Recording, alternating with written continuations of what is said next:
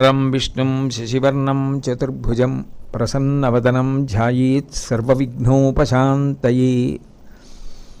గురుర్బ్రహ్మా గురుర్విష్ణుః గురుర్దేవో మహేశ్వరః గురుః సాక్షాత్ పరం బ్రహ్మ తస్మై శ్రీ గురవే నమః.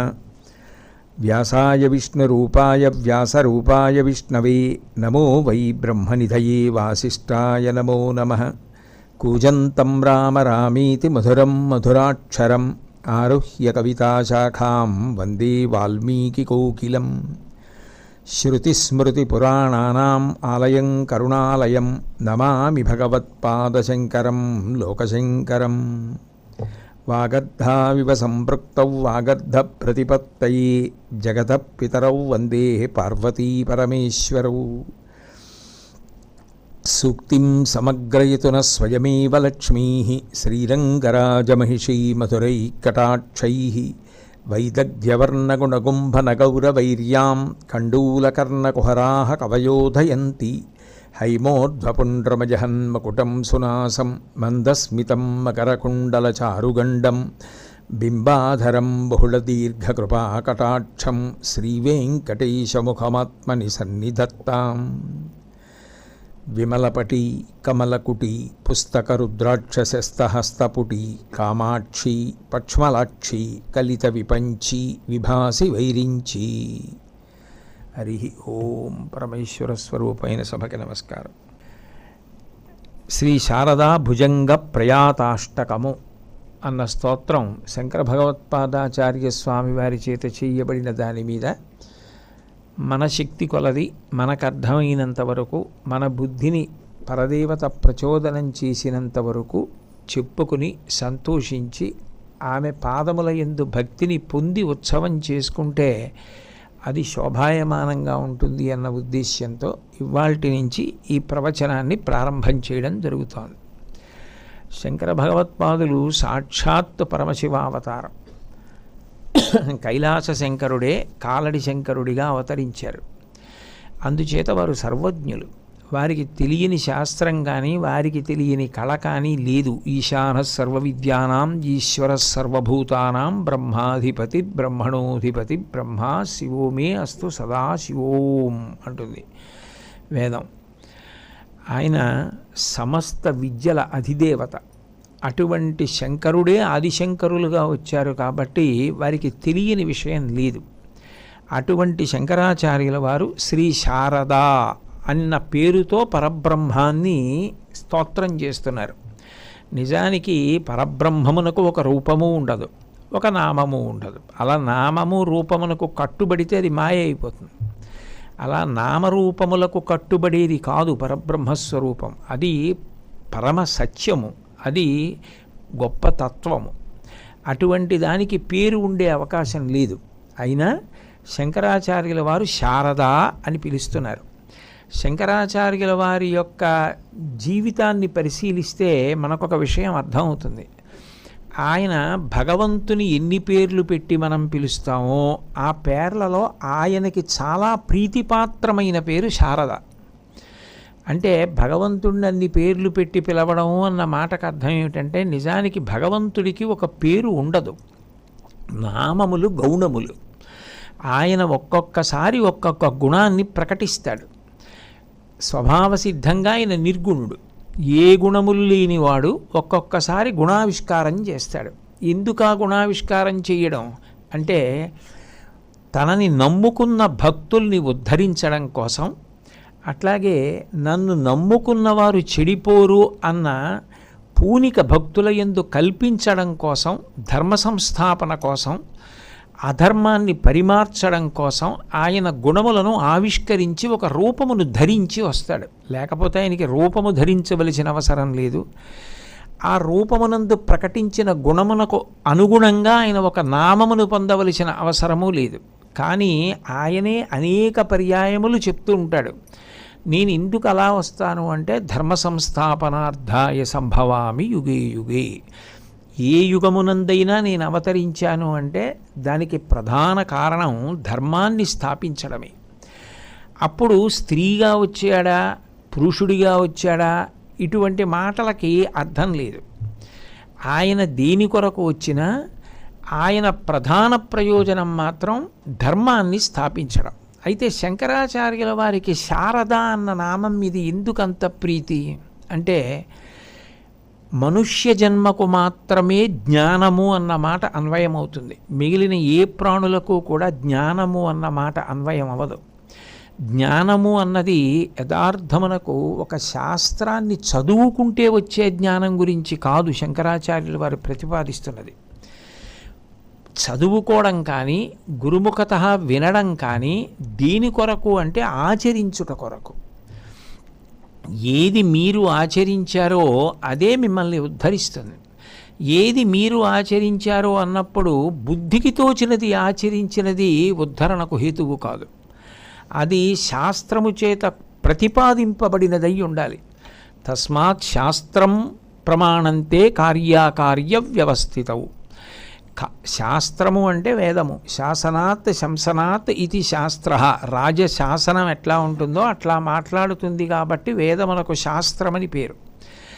శాస్త్రము చేత నువ్వు ఇది చెయ్యి అని చెప్పినదేదో అది ధర్మం, ఏది చెయ్యవద్దు అని చెప్పారో అది అధర్మం. చెయ్యి అని చెప్పిన దాన్ని ఆచరించడం ఆచారం, దాన్ని పూనికతో ఆచరించడం సదాచారం. అదేం ఆచారం అని తిరస్కరించడం అనాచారం. అసలు నేనెందుకు ఆచరించాలని వదిలిపెట్టేయడం దురాచారం, దానికి వ్యతిరేకంగా ఆచరించడం. అందుకే ధర్మము దేని మీద ఆధారపడుతుంది అంటే ఆచరణ మీద ఆధారపడుతుంది. ఆచార ప్రభవో ధర్మ అంటాడు భీష్ముడు. అందుకే ఆచరింపనిది ధర్మము కాదు. ఏది ఆచరించాలో అది వేదము చేత చెప్పబడుతుంది. అటువంటి వేదము వాగ్రూపంలో ఉంటుంది. అంటే వేదము భగవంతుని యొక్క వాణి, ఆ వాణి తదనంతరము గురువాణిగా వస్తుంది. అంటే ఆ భగవంతుని యొక్క వాణి విన్నవారెవరో ఆ గురువులు, ఆ ఋషులు తమ కంఠము ద్వారా లోకానికి అందించారు. అందుకని వాణి అంటే సరస్వతి ప్రవాహం ఒకరి నుంచి ఒకరికి వెడుతూ ఉంటుంది. వాణి, సరస్వతి, శారద, గీర్వాణి, అంబ ఇవన్నీ పర్యాయ పదాలే. ఇందులో ఈ ప్రత్యేకమైనటువంటి శారద అన్న నామం శంకరాచార్యుల వారికి అంత ప్రీతిపాత్రం కావడానికి కారణం, శారద అన్న 3 అక్షరాల్ని షాని సా చేసి పలికేటటువంటి ఆచారం ఉత్తర భారతదేశంలో కనపడుతుంది. శారదని సారద అంటారు వాళ్ళు. ఏది సారము అంటే జ్ఞానము సారము. ఆ జ్ఞానము కేవలము నేను చదువుకున్నానండి అది వచ్చేది కాదు, నేను విన్నానండి వచ్చేది కాదు. అది ఎందువలన వస్తుంది అంటే ఈశ్వరుని యొక్క అనుగ్రహము చేత వస్తుంది. అది అనుభూతి. జ్ఞానము కేవలము బుద్ధి యందు తెలుసుకున్న దాని గురించి కాదు శంకరాచార్యులు వారు చెప్తున్నది. ఇది బల్ల, ఇది దండ, ఇది ఉత్తరీయం అని తెలుసుకున్నది కాదు జ్ఞానం అంటే. అనుభవములోనికి వచ్చి ఇక చెప్పడానికి మాటల చేత సాధ్యము కానిదేదో దానిని జ్ఞానమని పిలుస్తారు వేదాంతమునందు. అంటే మీరు ఒకటి తెలుసుకున్నది మాట చేత చెప్తారు. ఇది తలుపులు అని నేను తెలుసుకున్నాను అనుకోండి, అక్కడ తలుపులు ఉన్నాయండి అంటాను. కానీ ఆత్మ అనుభవంలోకి వచ్చిందనుకోండి, అనుభవంలోకి వచ్చిన ఆత్మ గురించి చెప్పడానికి వాక్కులు సరిపోవు. యతో వాచో నివర్తంతే అప్రాప్య మనసా సహా. ఇక వాక్కు కానీ మనసు కానీ ఆత్మని పట్టుకోలేదు, ఆత్మని వర్ణించడానికి అవి సరిపోవు. అది భగవంతుడే ఆత్మ, పర్యాయ పదాలు అవి. కాబట్టి అటువంటి జ్ఞానము కలుగుట అంటే ఆత్మ అనుభవములోనికి వచ్చుట, ఆత్మానుభూతిని పొందుట. అది సమస్త తత్వసారము. అది దేని చేత లభిస్తుంది అంటే ఆచరణ చేత లభిస్తుంది. మీరు ఆచరిస్తే ధర్మాన్ని, దాని చేత ఈశ్వరుడు ప్రీతి పొందాలి. ఇవ్వవలసిన వాడెవరు? ఈశ్వరుడు. ఈశ్వరుడు ప్రీతి పొందితే ఆ జ్ఞానము కలుగుతుంది. అందుకని శ్రద్ధావాన్ లభతే జ్ఞానం తత్పర సంయతేంద్రియ జ్ఞానం లబ్ధ్వా పరాం శాంతిం అచిరేణాధిగచ్చతి. ఎప్పుడో అని అనుకోకు, అచిరేణాధిగచ్చతి, చాలా తొందరలో పొందుతావు నీకు ఆ నమ్మకం ఉంటే. ఎప్పుడు శ్రద్ధావాన్, ముందుండవలసినది శ్రద్ధ. ఏమిటి శ్రద్ధ అంటే గురువుగారు చెప్తున్నది సత్యం, శాస్త్రము చేత పడుతున్నది సత్యం. శాస్త్రస్య గురువాక్యస్య సత్యబుద్ధ్యావధారణ సా శ్రద్ధా కడితా సిద్ధి యయా వస్తూపలభ్యతే. ముందు అసలు శాస్త్రము చేత గురువు చేత చెప్పబడినది సత్యము అన్న నమ్మకము కలగాలి. కలిగితే అప్పుడు తత్పర, దానియందే అత్తత్ పరబ్రహ్మమునందు నిష్ట కలిగిన వాడై సంయతేంద్రియ, ఇంద్రియములను నిగ్రహించి కేవలము శాస్త్రప్రోక్త కర్మల యందు ప్రవర్తించిన వాడెవరున్నాడో అటువంటి వాడికి జ్ఞానము ఈశ్వరుని చేత కటాక్షింపబడుతుంది. అంటే నేను చదివేసుకున్నాను కాబట్టి నాకు ఆత్మ అనుభవంలోకి వచ్చేసిందండి అనడానికి ఎక్కడా అటువంటి సిద్ధాంతాలు లేవు. అది తెలుసుకుంటే నాకు అనుభవం, చదువుకుంటే వచ్చేసిందండి, నేను వింటే వచ్చేసిందండి, అది సాధ్యం కాదు. అది దేని వలన వస్తుంది అంటే కేవలము ఈశ్వర కృప చేత వస్తుంది. ఈశ్వర కృప చేని చేత కలుగుతుంది, భక్తి చేత కలుగుతుంది. భక్తికి విస్తారమైనటువంటి నిర్వచనం ఏమిటి? ఆచరణ.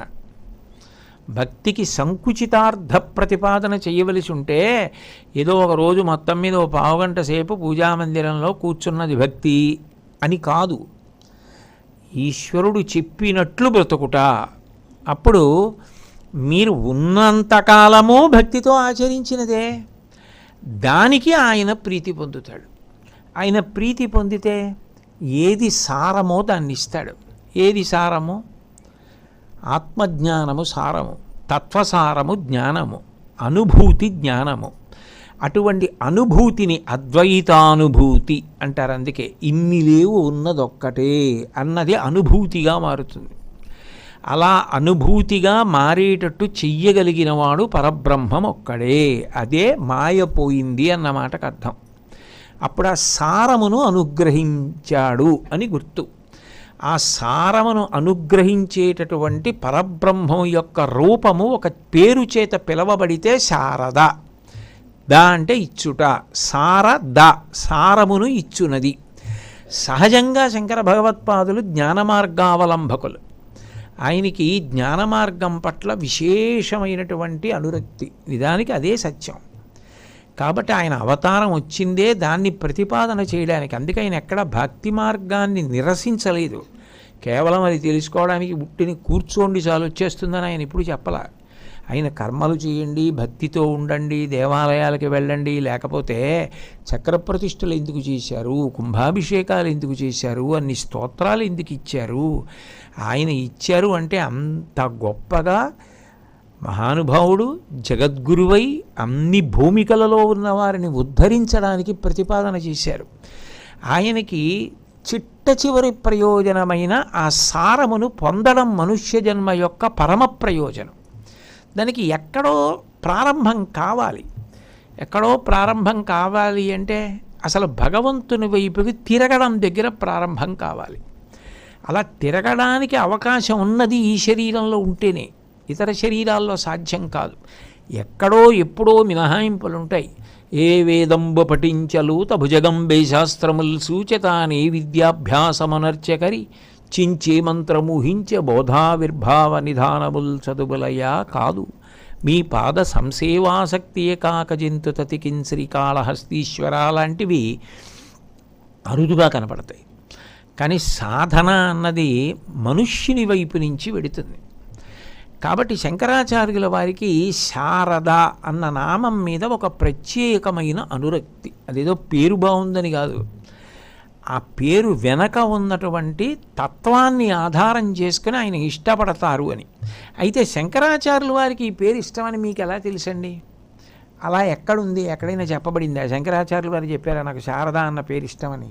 అంటే నాకు ఇష్టమైనదేదో అది నాకు స్మరణలోకి వస్తూ ఉంటుంది. నాకు ఇష్టమైనదేదో ఆ పేరు నేను పెట్టుకుంటూ ఉంటాను. అనేక చోట్ల ఇంటికి పెట్టుకుంటాను, మా అమ్మాయికి పెట్టుకుంటాను, నా మనవరాలికి పెట్టుకుంటాను. ఆ పేరు తరచుగా ఉపయోగించడానికి ప్రయత్నం చేస్తాను. శంకరాచార్యుల వారు పెట్టినటువంటి పీఠాల్లో ద్వారకా పీఠానికి ఆయన శారదాపీఠము అని పేరు పెట్టారు. శృంగేరిలో శారదాపీఠము అని ఉంచారు. కాంచీపురంలో కామకోటి పీఠము, కానీ శారదా మఠము. దానికి శారదా మఠం అని పేరు.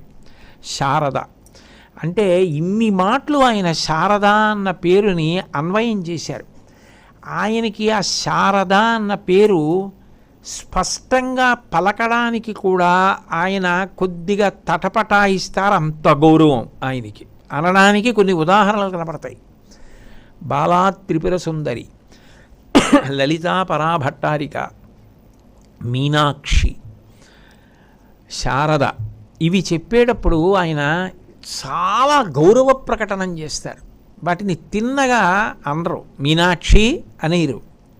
ఎందుకంటే ఆయనకు ఆ మీనాక్షి అన్న తత్వం మీద అంత గౌరవం, అంత గౌరవం. కాబట్టి అసలు ఆ పేరు అనడానికి పెట్టి పుట్టాలని ఆయన నమ్మకం.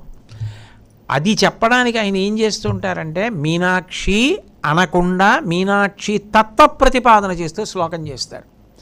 మిగిలినవి కొన్నింటికి తిన్నగా పేరు ఉపయోగిస్తారు, కొన్నింటికి ఉపయోగించారు. అందుకే సౌందర్యలహరిలో శారద అనకుండా శరజ్యోత్స్నా శుద్ధాం శశియుత జటాజూటమకుటాం అని శ్లోకం చేశారు.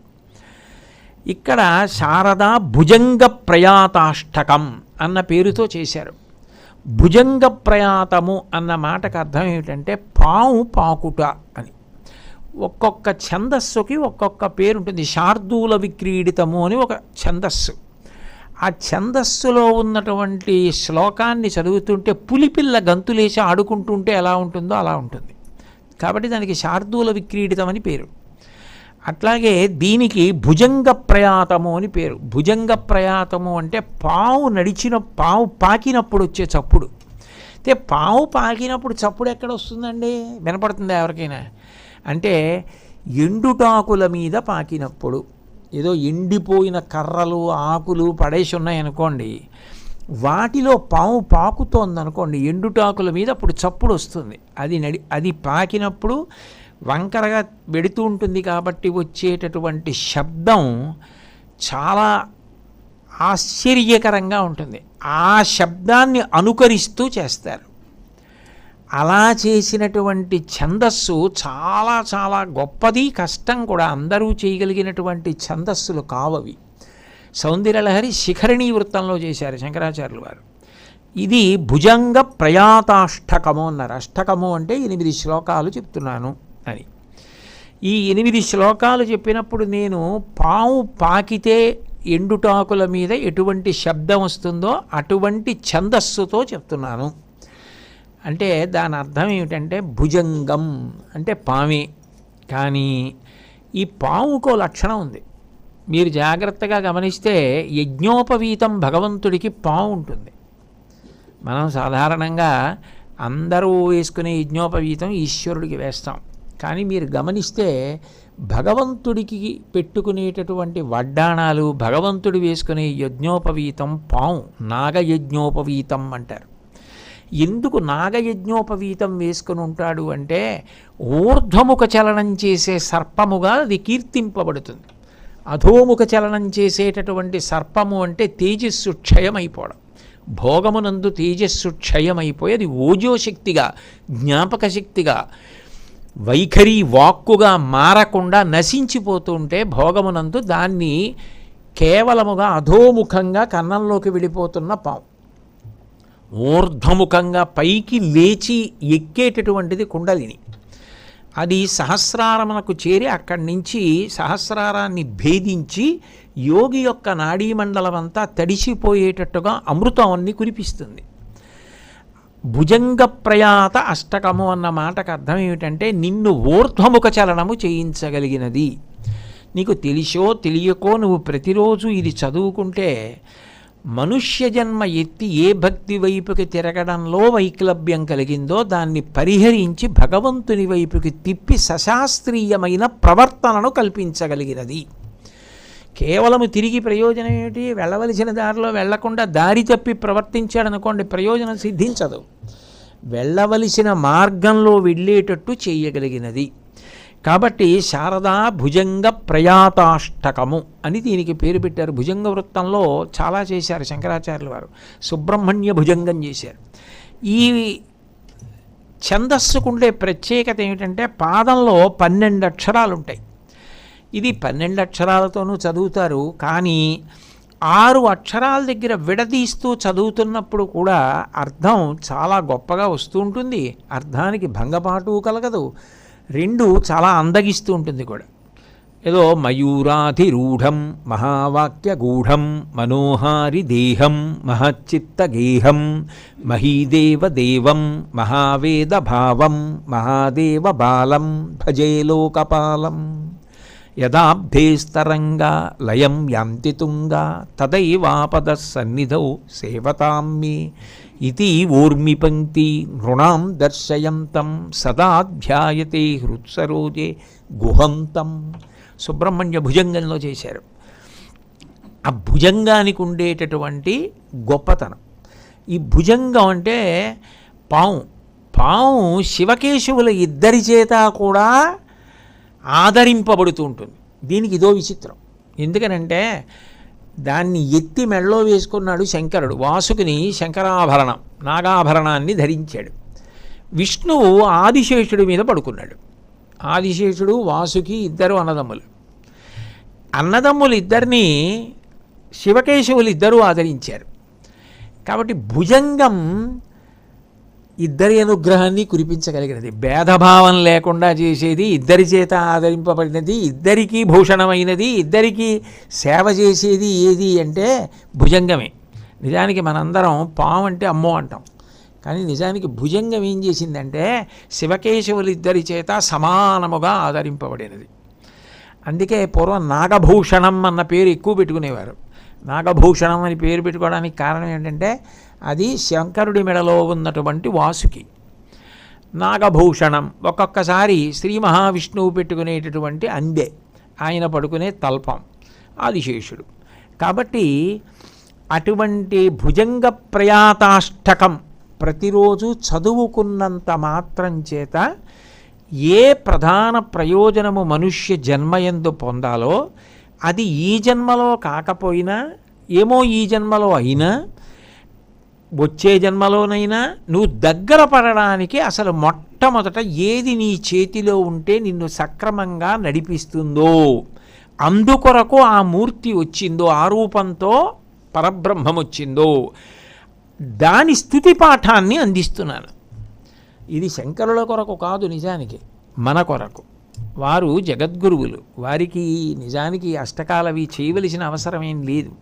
ఇవి శంకరాచార్యులు వారు ఎందుకు చేస్తారంటే అసలు ఈ తత్వం అన్నది ముందు తెలిస్తే తప్ప ఎలా ప్రారంభం చెయ్యాలి, తప్పటడుగులు పడకుండా ఎలా నడవాలన్న దాని మీద నిశ్చితాభిప్రాయం కలగదు. అటువంటి నిశ్చితాభిప్రాయం కలగాలి అంటే ఇటువంటి అష్టకాన్ని చదువుకోవడం మొదలు పెడితే పరబ్రహ్మము యొక్క స్తుతి యందు నీకు తెలియకుండానే నీ నడవడి దిద్దబడుతుంది. అసలు నేను ఇలా ఉపాసన చెయ్యాలి, నేను ఇలా అనుష్ఠానం చెయ్యాలి అని అర్థం అవుతుంది. అది అర్థం కానంతసేపు, ఆ భక్తి లేనంతసేపు, ఆచరణ లేనంతసేపు ఉపయోగం తక్కువ. అప్పుడు మనకి నిత్యతిథి నైమిత్తిక తిథి, నిత్యకర్మ నైమిత్తిక కర్మ అని ఋషులు పెట్టడం వెనక ప్రయోజనం ఏమిటి? నేను ఏమీ ఆచరించనండి, ఆచరణ అక్కర్లేదు అన్నారు అనుకోండి మీరు. అప్పుడు మరి దేనికి పెట్టినట్టు ఋషులు నిత్యకర్మ నైమిత్తిక కర్మ? ఎప్పుడు వదిలేయాలి? జ్ఞానివైతే వదిలేయాలి. నువ్వు జ్ఞానివైతే వదిలేయవు. నువ్వు జ్ఞానివైతే నీకు తెలియకుండా నీకు దాంతో సంబంధం ఉండదు తప్ప జ్ఞానిని అనుకరించే ప్రయత్నం చేయకూడదు. ఆ స్థాయికి వెళ్ళిన వాళ్ళు వదిలేరేమో, కానీ మనమెవరం జ్ఞానులం అనుకుని అవన్నీ మానేయడానికి? మనం అవి అట్లాంటి పనులు చేయకూడదు. అప్పుడు మనుష్య జన్మ ప్రయోజనమే పోతుంది. పైగా నేను ముందే చెప్పే కదా, అది దురాచారం అవుతుంది, అనాచారం అవుతుంది. అందుకని సదాచారము కావాలి అంటే ఎట్లా విధింపబడిందో అట్లా చెయ్యాలి. శంకరాచార్యుల వారి యొక్క ప్రజ్ఞ ఎక్కడుంటుందంటే ఆయన ఈ స్తోత్రాలు చేసేటప్పుడు పైకి స్తుతి పాఠంలా ఉంటుంది, మీకు అందులో ఆచరణ సంబంధమైన విషయం దగ్గర నుంచి జ్ఞాన సంబంధమైన విషయం వరకు అన్నిటినీ అందించేస్తూ ఉంటారు. మనం మునగగలగాలంతే, మనం తవ్వుకోగలగాలంతే, తెచ్చుకోగలగాలంతే. అందులో దొరకనివి ఏమి ఉండవు, అన్నీ అందులోనే ఉంటాయి. అట్లా వారు ఇవ్వగలరు. ఎందుకనంటే అది శివావతారం కాబట్టి. శారద అంటే తెల్లనిది, శరత్కాలమునందు పూజింపబడుతుంది. శరత్కాలంలో ఉండే చంద్రుడు తెల్లటి బింబం ఉంటుంది. శరజ్యోత్సనా శుద్ధాం శశియుత జటాజూటమకుటాం. ఈ తెలుపుకో లక్షణం ఉంది. వెలవెలపోయే తెలుపు కాదు అది. ఆ తెల్లదనంలో చల్లదనం, నల్లదనంలో చల్లదనం, ఈ రెండు విచిత్రం. నల్లదనంలో చల్లదనం నారాయణుడిది.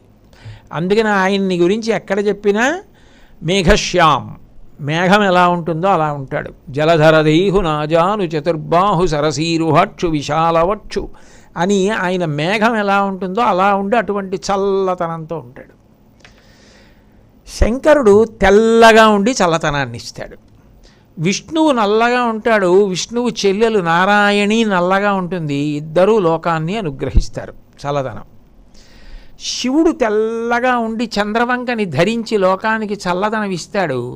ఆయన చెల్లెలు శారద తెల్లగా ఉండి చంద్రవంక పెట్టుకుని ఆయనలాగే జుత్తు కొప్పు వేసుకున్నా కూడా ఇలా భుజాల మించి వేలాడుతూ ఉండి శివుడు ఎలా ఉంటాడో చెల్లి అలాగే ఉంటుంది. ఇది శ్రీ విద్యా సంప్రదాయంలో చెప్పే మాట. అందుకని ఆయన జ్ఞానప్రదాత, ఆవిడ జ్ఞానప్రదాత. అందుకని శారదాస్వరూపం ఏం చేస్తుంది అంటే జ్ఞానాన్ని ఇస్తుంది. ఆయన ఎలా ఉంటారో శివుడు అట్లా ఉంటుంది. సరస్వతీ స్వరూపం కూడా. ఇద్దరూ తెల్లగా ఉంటారు. ఉండడం కాదు, విచిత్రం ఏంటంటే ఆరాధన కూడా శరత్కాలమునందే విశేషంగా జరుగుతుంది. విశేషంగా శరత్కాలంలో జరుగుతుంది కాబట్టి శరత్కాలంలో ఉండే చంద్రబింబం ఎంత తెల్లగా ఎంత చల్లగా, పరిణిత చంద్రుడు అంటారు, రాకాబింబం అంటారు. అంటే ఇంకా అంతకన్నా గొప్ప బింబం రాదు. అది కార్తీక పౌర్ణమి నాడు వస్తుంది. ఆశ్వీజ మాసం, కార్తీక మాసం, ఈ 2 మాసాల్లో పౌర్ణమి నాడు వచ్చే బింబాలు, అందులో కార్తీక మాసంలో వచ్చే పౌర్ణమి నాటి బింబం మరీ గొప్పది. ఆ బింబాలు ఎలా ఉంటాయో అట్లా ఉంటుంది. అంటే అంత ప్రసన్నత్వంతో ఉంటుంది. శంకరాచార్యులు వారు ఏదైనా స్తోత్రాన్ని ప్రారంభం చేస్తే అందులో ఏదో విశేషం ఉంటుంది. అన్ని స్తోత్రాల్ని మోసపోసినట్టు, గుదిగుచ్చినట్టు ఒకే విధంగా ఆయన చేయరు. ఒక స్తోత్రాన్ని ప్రారంభించడం కానీ ఆ స్తోత్రాన్ని ముగించడం కానీ ఏదో అంతర్లీనమైనటువంటి ఒక గొప్ప భావన, ఒక గొప్ప సంస్కృతి, ఒక గొప్ప సిద్ధాంతంతో చేస్తారు ఆయన. ఇందులో మొట్టమొదటి శ్లోకాన్ని మీరు పరిశీలిస్తే అసలు మీరు ఆశ్రయించడం గురించి ప్రతిపాదన చేస్తారు. ఇప్పుడు ఎక్కడైనా లోకంలో ఏముంటుందంటే ఆశ్రయించుట అని ఒక మాట ఉంటుంది. నాకో పని కావాలి, ఆ పని చేసి పెట్టేవాడు ఒక ఆయన ఉన్నాడు. అంటే ఆయన సమర్థత కలిగినవాడు. నాకు ఆకలి ఉంది, అన్నం పెట్టగలిగినవాడు. నాకు దాహం ఉంది, ఆయన నీళ్ళు ఇవ్వగలిగినవాడు. నాకు నేర్చుకోవాలనుంది, ఆయన చెప్పగలిగినవాడు. నాకు వినాలనుంది, ఆయన పాడగలిగినవాడు. సరిపోతుందా? సరిపోదు. ఆయన అన్నం పెట్టాలనుకుంటున్నాడు, అన్నం పెట్టించుకు తినేవాడు లేడు, ప్రయోజన సిద్ధి లేదు. ఆయన చలివేంద్రం పెట్టాడు, వెళ్ళి నీళ్లు తాగేవాడు లేడు. నీళ్లు కావాలని దాహార్తితో ఉన్నవాడు ఉండాలి. ఈయనకి నీళ్ళు ఇవ్వడం నా జన్మ సార్థక్యం అని చెప్పి ఇవ్వగలిగినవాడు ఉండాలి. అప్పుడు ప్రయోజన సిద్ధి. ఉండడం ఒకటే ప్రయోజనం కాదు, పెట్టగలిగిన మనసు ఉండడం ప్రధానం. అప్పుడే ఆశ్రయం ఉంటుంది. మీరు ఆశ్రయించుట ఎప్పుడు వెళ్తారు? ఏమంటే ఆయన చేయగలడు కానీ అనవసరం మీరు వెళ్ళడం, అవమానపడతారు. ఆయన ఏం చేయడు. ఒక ముతక మాట ఒకటి అంటూ ఉంటారు లోకంలో, ఆయన జ్వరం కూడా ఎవరికి ఎరువు ఇవ్వడండి అంటారు. అంటే జ్వరం ఇస్తే ఏమైంది అంటే నా జ్వరం నీకెందుకు ఇవ్వాలంటాడు.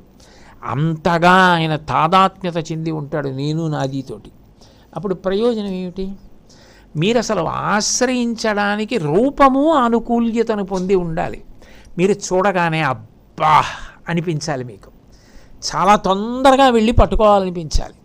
చాలా తొందరగా వెళ్ళి పట్టుకోవాలి అంటే రూపము అని నేను ఒక మాట వాడాను అనుకోండి, ఆ రూపము అన్న మాటకు పరిమితులు ఉన్నాయి. నాకు ఏ రూపము నచ్చుతుందో ఆ రూపము మీకు నచ్చుతుందన్న నమ్మకం ఏం లేదు. నేను ఒకరిని చూసి అబ్బా ఎంత అందంగా ఉన్నారో అని నాకు అనిపించవచ్చు, మీకు ఎలా నచ్చింది ఆయనకి అని మీకు అనిపించవచ్చు.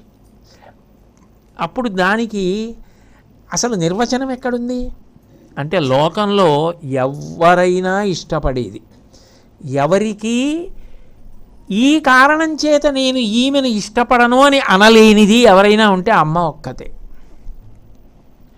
అమ్మ అన్న మాటకి అందం కాదు, అమ్మ అన్న మాట సౌందర్యం. సౌందర్యం అంటే అందం కాదు. సౌందర్యము అంటే సౌందర్య లహరి అంటారు కదా శంకరాచార్యుల వారు. సౌందర్యము అంటే రాశీభూతమైన ప్రేమ. దానికి అమ్మ కన్నా ఉదాహరణకి చెప్పడానికి లోకంలో లేదు. మాతృశబ్దం ఎప్పుడైనా వేశారు అంటే ఇంక అంతకన్నా గొప్పది లేదు అని. అందుకని మాతృశబ్దాన్ని అన్నింటికి వేరు. గోమాత అంటారు, అంతేగాని వ్యాఘ్రమాత, మార్జాలమాత, శునకమాత అనరు. గోవుకి వేస్తారు గోమాత అంటే. మాతృశబ్దం వేశారు అంటే నమస్కార యోగ్యురాలు, ప్రదక్షిణ యోగ్యురాలు, పూజకి యోగ్యురాలు, నీ ఆత్మని ఉద్ధరించగలదు, నువ్వు సేవించవలసిన ప్రాణి అని గుర్తు. మాతృశబ్దం వేస్తారు. మాతృశబ్దం వేశారు అంటే సౌందర్య నిధి అని గుర్తు. సౌందర్యము అన్న మాటకు అర్థం ఏమిటంటే నీ నుండి ఏమి కోరదు, నిన్ను ఉద్ధరిస్తుంది.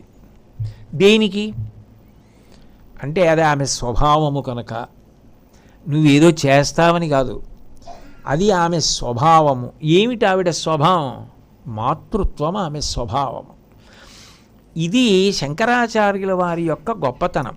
ఒక స్తుతి పాఠాన్ని, ఒక స్తోత్రాన్ని మొదలుపెట్టేటప్పుడు ఆయన అందులో ఉపాసనా రహస్యాలు చెప్తారు, మనిషి ఉద్ధరణ చెప్తారు, ఆశ్రయం నేను ఎందుకు పొందాలి ఆ భగవత్ స్వరూపాన్ని అన్న దాని మీద మమకారం కలిగిస్తారు. అప్పుడు మీకు ఎందుకు ఇది చెయ్యాలి అన్న దాని మీద ఒక స్పష్టత కలుగుతుంది, దాన్ని చెప్తారు. అందుకే చూడండి, మాతృశబ్దంతో మొదలెట్టారు. మాతృశబ్దానికి మాతృకా చిహ్నము గుర్తు. మాతృకా చిహ్నం అంటే లోకంలో కన్నవారు ఉండొచ్చు, కన్నవారు ఎంత గొప్పవారో పెంచినవారు అంతకన్నా గొప్పవారు అంటారు. లోకంలో మాట ఉంటుంటుంది, కన్న ప్రేమ కన్నా పెంచిన ప్రేమ గొప్పదండి అంటూ ఉంటారు. ఒక్కొక్కచో దురదృష్టవశాత్తు బిడ్డకి జన్మనిచ్చి ఆ తల్లి వెళ్ళిపోతుంటుంది. ఆ తల్లి శరీరం చాలించేస్తుంది. చాలించేస్తే వేరొకరెవరో ఆ బిడ్డని పెంచి పెద్ద చేస్తూ ఉంటారు.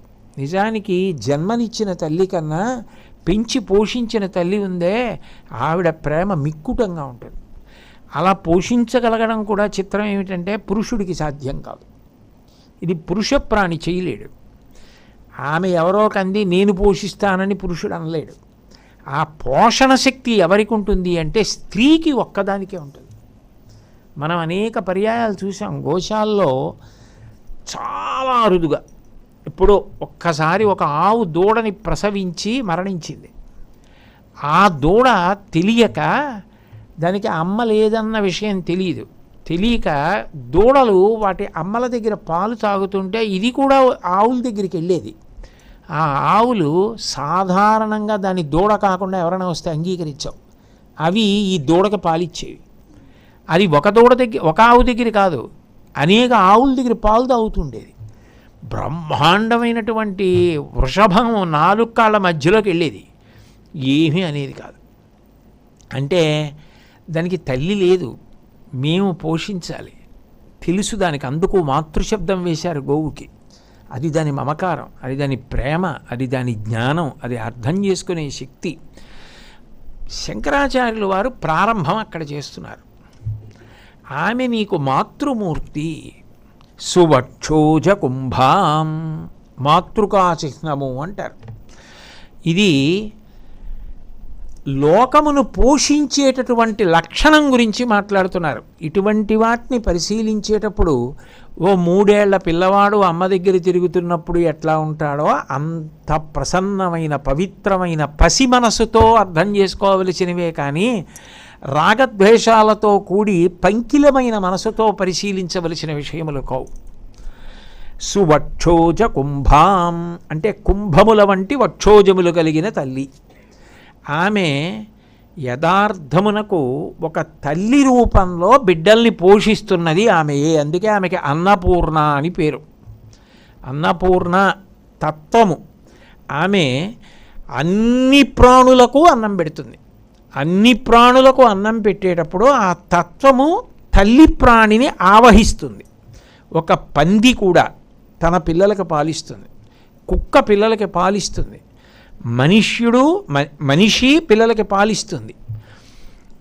ఆమె యందు అంటే తల్లి యందు అన్నపూర్ణ తత్వముగా ప్రకాశించి అప్పుడే పుట్టి ఏమీ తెలియని పిల్లలకి పోషణ శక్తిగా మాతృకా చిహ్నముల చేత ప్రకాశిస్తూ ఉంటుంది. అది స్తనములను గురించి మాట్లాడటము అంటే స్తోత్రం మొదట అక్కడ ఎందుకు ప్రారంభమైంది అంటే మాతృత్వాన్ని చెప్తున్నారు. ఈ జన్మలో నీకు ఒక తల్లి ఉండవచ్చు, ఆమె నీకు జన్మనిచ్చింది, ఆమె నీకు పాలనిచ్చింది. కానీ యథార్థమునకు ఆ తల్లి పాలివ్వడానికి ఆమె యందు ఆ మాతృత్వము కలగడానికి కారణమై ఆ పాలు ఊరేటట్టు చేసినది ఆ తల్లి. జగన్మాత ఆవహించి నీకు పాలు లభించేటట్టుగా ఆమె ద్వారా చేస్తోంది. కాబట్టి ఆమె అన్నపూర్ణ తప్ప అన్యులు కారు. పైగా ఈ జన్మలో అంటే ఓ తల్లి ఉంది, ఇంతకుముందు నేను ఎన్ని జన్మలు ఎత్తానో ఈ జన్మతో మోక్షం వచ్చేస్తుందని ఏమి నమ్మకం? ఇంకా ఎన్ని జన్మలు ఉన్నాయో ఆ జన్మలు ఎత్తినప్పుడల్లా నాకు తల్లి ఉంటుంది. నేను ఎక్కడ ఏ రూపంతో జన్మించినా, ఏ తల్లి పాలు తాగినా నిజానికి అన్ని జన్మలలోనూ నన్ను ప్రసవించే తల్లిగా నాకు జన్మనిస్తున్నది ఆ పరదేవతయే ఆ రూపంతో ఇస్తోంది. ఎందుకంటే ఆమె చైతన్యంగా లేకపోతే ఎలా నన్ను ప్రసవిస్తారు? ఆమె శంకరాచార్యులు వారు సౌందర్యలహరిలో అంటారే, సత్పురుషులైనటువంటి వారు నిన్ను చిత్స్వరూపంగా నిరంతరం భావన చేస్తూ ఉంటారు అంటారు. కతిచన చిదానందలహరి అంటారు. అటువంటి చిత్ స్వరూపంగా చైతన్య స్వరూపముగా ఆమె లేనినాడు అసలు నీకు ఉనికి లేదు.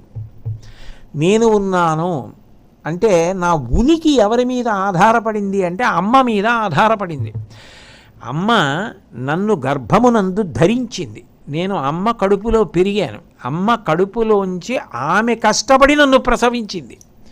ఆస్తాం తావదియం ప్రసూతి సమయే దుర్వార శూలవ్యధ నైరుచ్యం తనుశోషణం మలమయీ శయ్యాచ సాంవత్సరి ఏకస్యాపి న గర్భభారణ భర క్లేశస్య యస్య క్షమః దాతుం నిష్కృతి ఉన్నతోపి తనయత్తస్యై జనన్యై నమః అంటారు శంకర భగవత్పాదులు మాతృకా పంచకంలో. ఆమె వికారమును పొంది కడుపులో నిన్ను పెంచింది. పురుషుడికి భోగంతో అయిపోయింది, కానీ తల్లి నిన్ను కడుపులో పెట్టుకుని పెరిగి పెద్దవాడి అవ్వడానికి కారణభూతురాలైంది. తను మృత్యు సదృశమైన వేదన, దానికి శంకరాచార్యులు వారు ఎంత గొప్ప పేరు పెట్టి పిలిచారంటే ఆస్తాం తావదియం ప్రసూత సమయే దుర్వార శూలవ్యధ అన్నారు. ఓ శూలాన్ని పాతి పైకి మనుండేటట్టుగా ఎవరినైనా దాని మీద కూర్చోబెట్టేస్తే వాళ్ళ బరువుకి వాళ్లే శూలానికి దిగబడిపోతూ ఉంటే ఎటువంటి బాధ కలుగుతుందో అటువంటి బాధ పొంది నిన్ను ప్రసవించింది. నీ ఉనికి ఎక్కడుంది? ఆమె బాధ నుండి వచ్చింది నీ ఉనికి. ఆమె అంత కష్టపడి త్యాగమూర్తి అయి నీకు జన్మనిచ్చింది. పోనీ అయిపోయిందా? నైరుచ్యం తనుశోషణం మలమయీ శయ్యాచ సాంవత్సరి, సంవత్సరం పాటు నువ్వు మలమూత్రములు విసర్జిస్తుంటే ఆ పక్కలోనే పడుకుంది. వీడి వల్ల నిద్ర పట్టట్లేదని భర్త లేచి వేరొక చోట పడుకుంటాడు. ఆమె ఆ పిల్లవాడిని పట్టుకు పడుకుంటే వాడు మూత్ర విసర్జన చేస్తే అది హేమంత ఋతువు అయితే చీర తడిసిపోతుంటే తడిసిపోయిన చీర ముద్ద కట్టి పక్కకు పెట్టుకుని పడుకుని నిద్రపోతుంది తప్ప పిల్లాడిని వదిలేసి వెళ్ళి పడుకోదు. సంవత్సరం పాటు నీ మలమూత్రములు తన శరీరానికి అంటించుకు పెంచింది. ఏకస్యాపి న గర్భభారణ భర క్లేశస్య యస్య క్షమః దాతుం నిష్కృతి ఉన్నతోపి తనయత్తస్యై జనన్యై నమః. నేనింతటి వాణ్ణన్న ఏ కొడుకు అమ్మ రుణం తీర్చుకోవడం సాధ్యం కాదు. అటువంటి అమ్మకి నేను చేయగలిగినది నమస్కారం ఒక్కటే అని శంకరులంతటి వారు మాతృకా పంచకంలో చెప్పారు. అదే శంకరులు అమ్మతనంతో ప్రారంభం చేస్తున్నారు. నేను ఏ జన్మ ఎత్తినా, ఇన్ని జన్మలు నేను శరీరం వదిలిపెట్టినా నాకు ఉనికి అమ్మ మీద ఆధారపడి ఉంది. ఎందుకనంటే ఒక వ్యక్తి శరీరంలోంచి ఏదైనా కొంత భాగాన్ని బయటికి తీసేశారనుకోండి, మీరు ఆ భాగాన్ని ఓ చిన్న పాత్రలో పెట్టి తీసుకొచ్చి ఇది ఎవరిది అని అడిగారు అనుకోండి, ఎవరి శరీరంలోంచి తీసేశారో వాళ్ళది అంటారు. అంటే వాళ్ళ శరీరంలో భాగం. నేనెవరు? మా అమ్మ శరీరంలో భాగం. మా అమ్మ కడుపులో పెరిగాను, మా అమ్మ కడుపులోంచి పైకి వచ్చాను. కాబట్టి నేనెవరు? మా అమ్మ శరీరంలో ఒక భాగాన్ని నిజానికి. అంతకన్నా నాకు ఉనికి ఏది నిజానికి అది కానప్పుడు? అసలు నీ ఉనికి ఎవరి మీద ఆధారపడిందో ఆ అమ్మల ఉనికి ఆధారపడిన అమ్మలగన్న అమ్మ. ఆ అమ్మ ఆవిడికి నమస్కారం చేయనప్పుడు, ఆవిడికి ఉత్సవం చేయలేనప్పుడు, శరత్కాలాన్ని సద్వినియోగం చేసుకోనప్పుడు నీ జన్మకి ధన్యత ఎక్కడుంది? చేతులారంగ శివుని పూజింపడేని, నోరు నొవ్వంగ హరికీర్తి నుడువడేని, దయయు సత్యంబులోనుగా తలపడేని, కలుగనీటికి తల్లుల కడుపు చేటు. నువ్వు అటువంటి తల్లికి కొడుకువయ్యుండి శరత్కాలాన్ని ఉపయోగించుకోలేకపోతే నీ జన్మకి ధన్యత ఉందా? సువక్షోజ కుంభాం. ఎన్ని జన్మలిత్యావు? భాగవతంలో యమధర్మరాజు గారు మాట్లాడుతూ అంటుంటాడు, మచ్చిక వీరికెల్ల బహుమాత్రము చోద్యము దేహి పుట్టుచున్ చచ్చుచునుండ చూచెదరు. చావకమానెడి వారి భంగి ఈ చచ్చిన వానికెచ్చెదరు. చావున కొల్లక దాగవచ్చునే, ఎచ్చటను పుట్టినచ్చటికి పోవుట నైజము ప్రాణికోటికి. ఎంత గొప్ప వేదాంతం అండి! అయితే వంట పట్టడం అంత తేలిక కాదు సుమండి. కాబట్టి మచ్చిక వీరికెల్ల బహుమాత్రము చోద్యము దేహి పుట్టుచున్ చచ్చుచునుండ చూచెదరు. పుడుతున్నారు, చచ్చిపోతున్నారు. అలా ఎవడూ ఉండిపోయేవాడు లేడు. కానీ చచ్చిపోయిన వాడి కోసం చచ్చిపోబోతున్నవాడు ఏడుస్తున్నాడంతే. చావకమానెడి వారి భంగి చచ్చిన వానికెచ్చెదిరి. ఇదెక్కడి చోద్యము? వీడేమైనా ఉండిపోతాడా పోనీ? కానీ వాడు వెళ్ళిపోయాడని ఏడుస్తూ ఉంటాడు. చావున కొల్లక దాగవచ్చునే, చావు తప్పించుకు దాక్కుంటావా? ఇదెక్కడి చోద్యము అంటాడు. అట్లా ఎన్ని జన్మలు ఎత్తాను, ఎన్నిసార్లు వదిలేశాను శరీరం. మళ్ళీ జన్మ ఎత్తినప్పుడల్లా అమ్మ నన్ను ప్రసవిస్తూనే ఉంది, కష్టపడుతూనే ఉంది, ఉనికిని ఇస్తూనే ఉంది. అసలు ఈ లోకంలో ఒకరు పరిచయం చెయ్యవలసిన అవసరం లేకుండా తనంత తాను ఊరటనిచ్చి పరిచయం అయిన ప్రాణి ఎవరైనా ఉంటే లోకంలో అమ్మ ఒక్కతే. మిగిలిన అందరూ పరిచయం చేయబడ్డవాళ్ళు. నాన్నగారు కూడా అమ్మ చెప్పింది ఈయన మీ నాన్నగారని, అంతే. ఆయన పరిచయం చేయబడ్డాడు ఒక స్థాయిలో తప్ప అమ్మని పరిచయం ఎవరు చేశారు? ఈవిడ మీ అమ్మని ఎవరైనా పరిచయం చేస్తారా? పుట్టగానే అంత భయంలోనూ ఆవిడ పొట్ట దగ్గరికి చేరేటప్పటికీ ఊరట వచ్చేసింది అంతే. అది అమ్మ అంటే. అటువంటి అమ్మలకు అమ్మ ఆవిడ. ఆ మాతృక చిహ్నంతో మాట్లాడుతున్నారు. అందుకని సువక్షోజ కుంభాం. అయితే తేడా ఏమిటి అంటే ఈ అమ్మ పాలు శరీరం పెరగడానికి కారణమవుతాయి. ఏ తల్లి జన్మనిచ్చిందో ఆ తల్లి ఇచ్చిన పాలు శరీరం పెరిగి ఊంచుకొని నిలబడడానికి కారణమవుతాయి. తర్వాత అన్నం తింటాడు, ఇంకా పెరుగుతుంది శరీరం. ఆ అమ్మ పాలు శంకరాచార్యులు వారు సౌందర్యలహరిలో ద్రవిడ శిశువు అని చెప్తారే, ఆ అమ్మ పాలు తాగినవాడు ఉన్నాడే వాడు ఇక మళ్ళీ పుట్టవలసిన అవసరం ఉండదు. ఈ అమ్మ పాలు తాగడు. ఒకసారి కానీ ఆ అమ్మ పాలు, పరదేవత పాలు తాగినవాడు ఇక మళ్ళీ అమ్మ పాలు తాగడు. అంటే ఇంకా వాడికి పుట్టుక లేదు. పుట్టేశాడు కాబట్టి ఇది ఆఖరి మరవ. అది తత్వం తెలిసింది కాబట్టి అనివార్యమైన పరిణామమును సాక్షిగా అంగీకరించి చూస్తూ వదిలిపెడతాడు. ఆ స్థితిని ఇవ్వగలిగినది ఎవరైనా ఉంటే ఆవిడ ఒక్కతే. అందుకే జ్ఞాన సంబంధ నాయనార్ 63 మంది నాయనార్లలో మహానుభావుడు శీర్ఘాళి అని బహు గొప్ప క్షేత్రం, 3 అంచెల్లో ఉంటుంది. పైకి వెళ్ళి చూస్తే ఆ శీర్ఘాళి క్షేత్రంలో శివపాద గురువు, శివపాద హృదయుడు, భగవతి, వాళ్ళిద్దరి పేర్లు కూడా చాలా చమత్కారమైన పేర్లు. శివపాద హృదయుడు, భగవతి. చెన్నైలో దిగి విమానం కొద్దిగా ఒక 2-3 గంటలు ప్రయాణం చేస్తే శీర్ఘాళి వెళ్ళిపోవచ్చు. సాయంకాలానికి శీర్ఘాళి వెళ్ళిపోతాం. అక్కడ ఆ శివపాద హృదయుడు, భగవతి అని చెప్పి దంపతులు. తోణిపురేశ్వరుడు అక్కడ ఉన్నటువంటి శివుడి పేరు. నేను చాలా కాలమైంది వెళ్ళి. తోణిపురేశ్వర దేవాలయం. ఆ తోణిపురేశ్వర దేవాలయంలో సంధ్యావందనం చేసుకోవడానికి ఎడుతున్నాడు తండ్రి. ఈ పిల్లవాడు వెంటపడ్డాడు, 3 ఏళ్లవాడు. ఒరే నువ్వు రావద్దురా అన్నాడు. నేను వస్తానని వెంటపడ్డాడు. సరే వెంటబడుతున్నాడు కదా అని తీసుకెళ్ళి సంధ్యావందనం చేసేటప్పుడు స్నానం చేసేటప్పుడు అఘమర్షణ స్నానం అంటారు. అంటే పాపం పోవడానికి ఒక స్నానం చేస్తారు, తల ముంచి చెయ్యాలి కాబట్టి. ఇంటి దగ్గర అంటే ఎలా చేస్తారు, ఒక కొలంలోనో నదిలోనో చేస్తే అఘమర్షణ స్నానం చేస్తున్నాడు, అప్పుడు తల ముంచుతాడు కదా. ఈ పిల్లాడు భయపడతాడు, మా నాన్నగారు మునిగిపోయాడని ఏం భయం వేస్తుందో వీడికని. ఆయన ఏం చేశాడంటే ఆ తోణిపురేశ్వర దేవాలయం మీద ఉన్నటువంటి పార్వతీ పరమేశ్వరుల మూర్తుల్ని చూపించాడు గోపురంలో. ఒరే వాళ్ళిద్దరూ తల్లిదండ్రులు రా అన్నాడు. ఈ పిల్లాడికి అనుమానం వచ్చింది, అది మీరు కదా నాన్నగారు అమ్మ కదా అని. నిజానికి లోకంలో తల్లిదండ్రులున్నా అందరి తల్లిదండ్రులలో ఉన్నటువంటి శాశ్వతమైన తల్లిదండ్రులు వాళ్ళే. నీకు భయం వేస్తే ఏమైనా వాళ్ళ వంక చూసి పిలొస్తారన్నాడు. వాడు పిల్లాడు కాబట్టి నమ్మాడు. నేనైతే నమ్ముతానా? నమ్మకం నిలబడ్డం గొప్ప కదూ, చెప్పడం ఒకెత్తు, అది నిలబడిపోతే గొప్ప. కాబట్టి ఆ పిల్లాడిని మెట్ల మీద కూర్చోబెట్టి ఆయన వెళ్ళి కొలంలో మునక వేశాడు అఘమర్షణ స్నానానికి. పిల్లాడికి హడిలిపోయాడు, మా నాన్నగారు నీళ్ళల్లో మునిగిపోయాడు. వాడికి ఏం చేయాలో అర్థం కాలేదు. తండ్రి చెప్పిన మాట గుర్తొచ్చింది. అదే భక్తి. ఉన్నాడన్న నమ్మకం పరిపూర్ణమైతే ఆయన పలుకుతాడు. ఓ మా నాన్నగారు చెప్పారు కదా, లోకానికి తల్లిదండ్రులు భయం వేస్తే వాళ్ళని పిల్లి అన్నారు కదా. శిఖరం వైపు చూశారు, అక్కడ కనబడ్డారు ఆ తోణిపురేశ్వరుడు, అంబ. అమ్మ అమ్మ నాన్నగారు నాన్నగారు అని గట్టిగా అరిచాడు. వాడు మన ఇద్దరం బొమ్మలు కాదు, అమ్మా నాన్న అని పిలుస్తున్నాడు, పదన్నాడు శివుడు. ఇద్దరు వచ్చారు.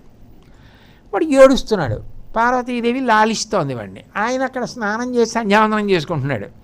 నువ్వు తల్లివి కదా, లోకాలను కన్న తల్లివి, ఇందరు తల్లులలో ఉండే తల్లివి.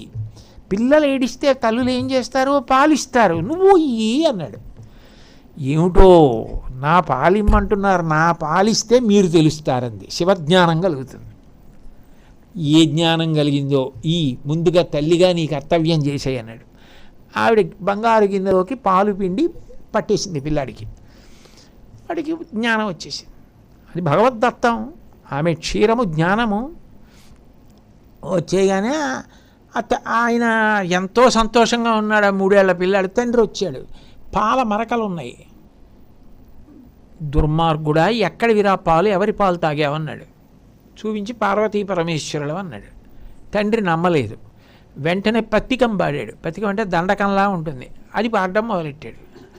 ఆశ్చర్యపోయాడు తండ్రి. ఎత్తుకుని గుడిలోకి వెడుతుంటే ఆయన పాడుతున్న పత్తికాలకి దేవాలయంలో ఉన్న భక్తులు అర్చకులు అందరూ బయటికి వచ్చి ఆశ్చర్యంగా చూశారు.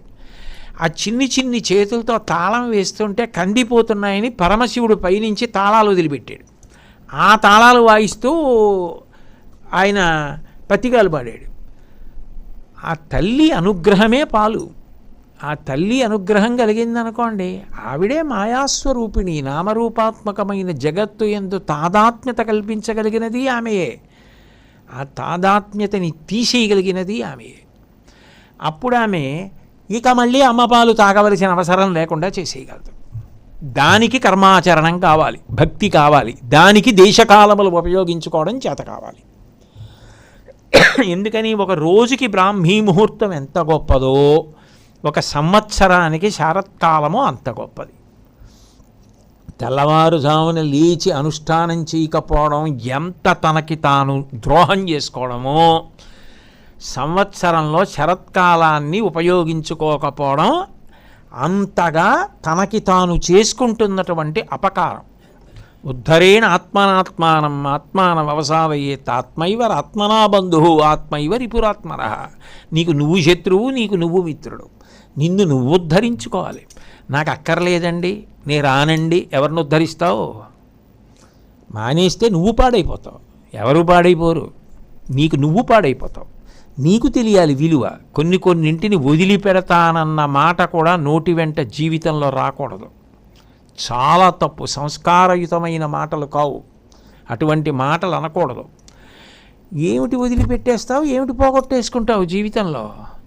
కాబట్టి ఏది పట్టుకోవాలో అది పట్టుకోవలసి వచ్చినప్పుడు శరత్కాలమును పట్టుకుని తీరాలి. అది ఒక రోజుకి తెల్లవారుజాము ఎటువంటిదో అటువంటిది ఒక సంవత్సరం మొత్తం మీద వచ్చేటటువంటి అంత గొప్ప కాలం. కాబట్టి ఆ తల్లి అనుష్ఠానము జరగవలసిన సమయం, అందుకని శారదా భుజంగ ప్రయాతాష్టకము అంటూ మొదలు పెడుతున్నారు. శరత్కాలము, శారదా నవరాత్రులు, ఇది నువ్వు చెయ్యవలసిందే. ప్రారంభంలో ఎందుకు చెయ్యాలి అంటే 9 రోజులు ఉపాసన నడిస్తే 3, 3, 3 మహాకాళి, మహాలక్ష్మి, మహాసరస్వతి. మహాకాళిగా 3 రోజులు ఆరాధన చేస్తే ముందు నీ యందున్న దుర్గుణములు పోతాయి. దుర్గుణములు పోయాయి అనుకోండి, దాని స్థానంలోకి సద్గుణములు వస్తాయి. అది మహాలక్ష్మి. సద్గుణములు వచ్చి మీరు చక్కగా భక్తితో కర్మానుష్ఠానం చేశారనుకోండి, అది జ్ఞానమునకు కారణమవుతుంది. అది మహాసరస్వతి.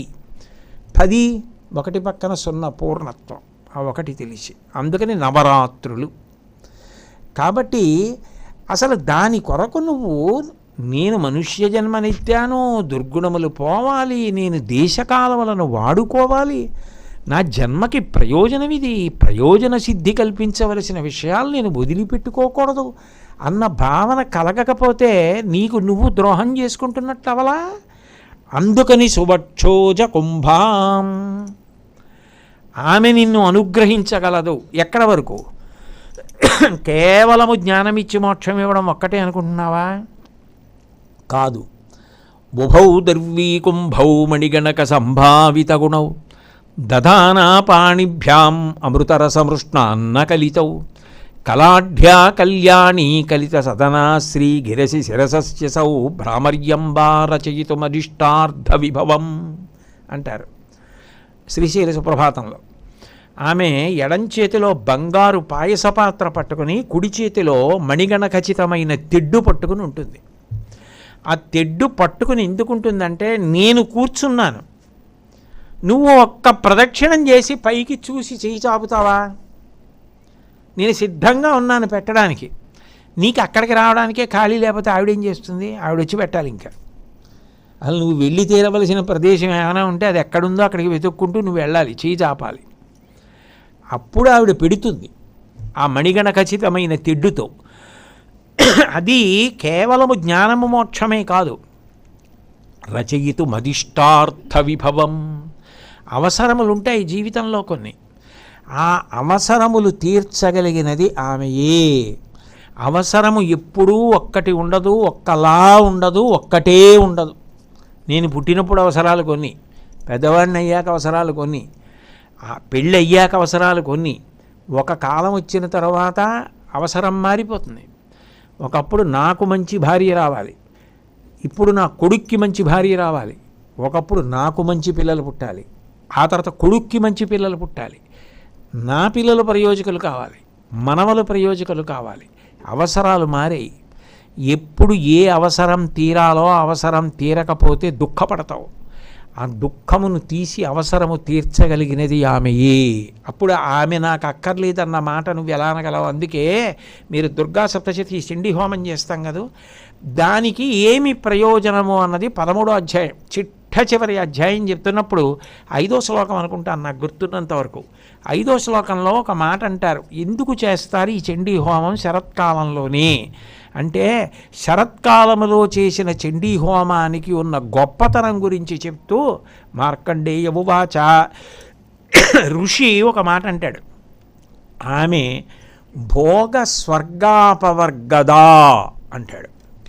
నీకు ఈ లోకంలో ఈ జన్మలో భోగము కావాలి, నీకు సుఖం అక్కర్లేదని నువ్వు ఎలా అనగలవు? నువ్వు మనిషివి. నువ్వు పైకి ఎంత వైరాగ్యం నటించినా మనసులో సుఖానుభూతి ఉంటుంది. నేను దుఃఖం కోరుకోను, సుఖంగా ఉండాలని కోరుకుంటాను. నిజానికి వైరాగ్యము సుఖముగా భావన కలగాలి, అందుకే వైరాగ్య సుఖం అన్నారు.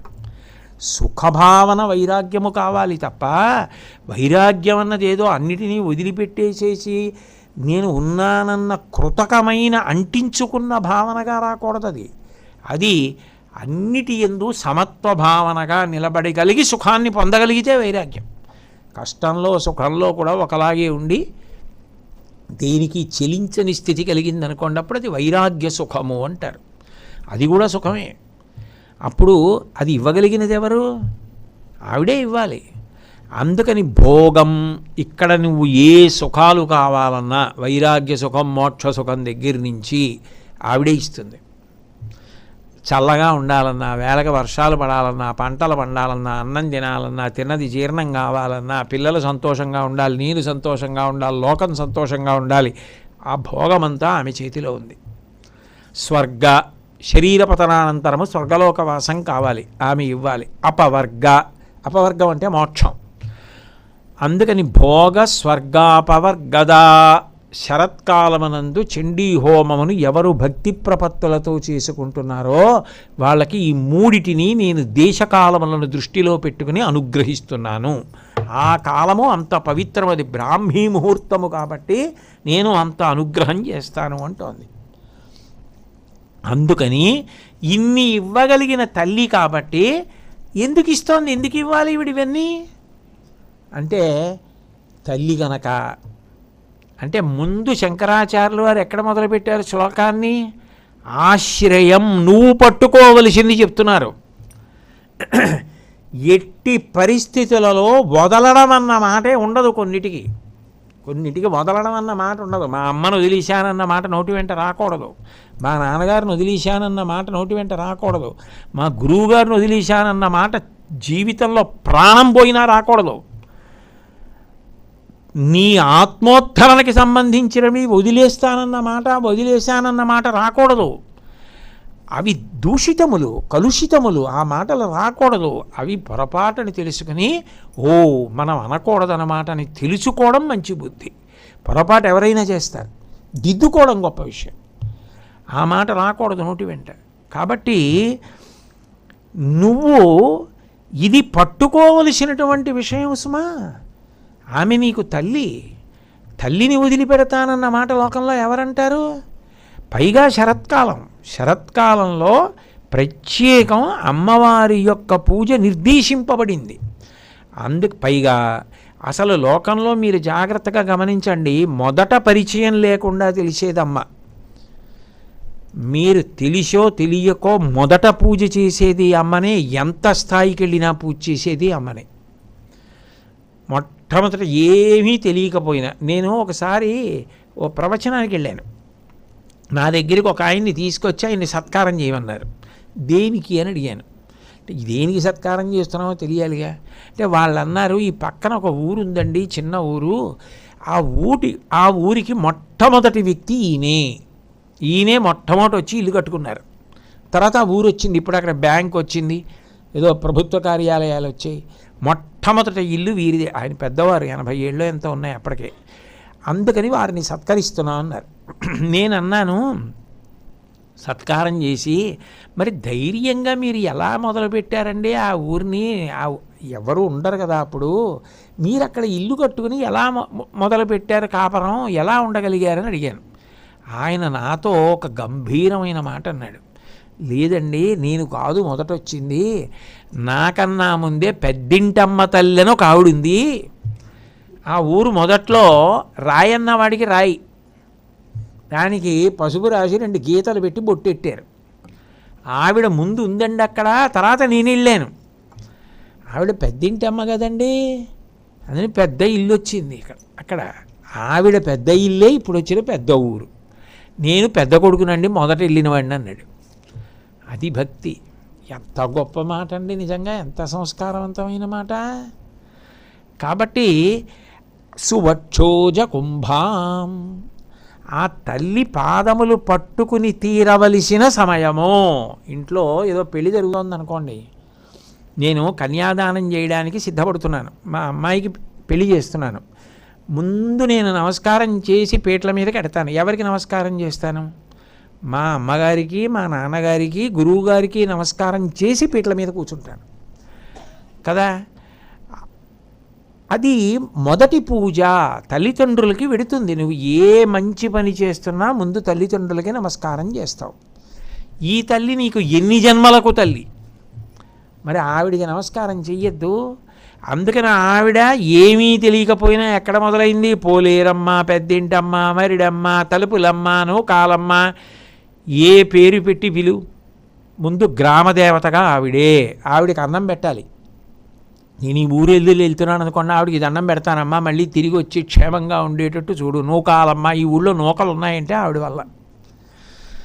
తలుపులమ్మ, మా ఇంట్లోకి రావలసింది వస్తోంది, రాకూడదు రావట్లేదంటే తలుపులు ఉన్నాయి కాబట్టి తలుపులమ్మగా ఆవిడే ఉంది యోగక్షేమాలు చూస్తూ. ఇంట్లోంచి వెళ్ళిపోకూడని రీతిలో ఏది వెళ్ళిపోకుండా రావలసినవి వస్తూ ఉండాలంటే ఆ తలుపులమ్మగా ఆవిడ ఉండాలి. అర్గళ, అదే దుర్గా సప్తశతిలో బారుమాను అంటారు.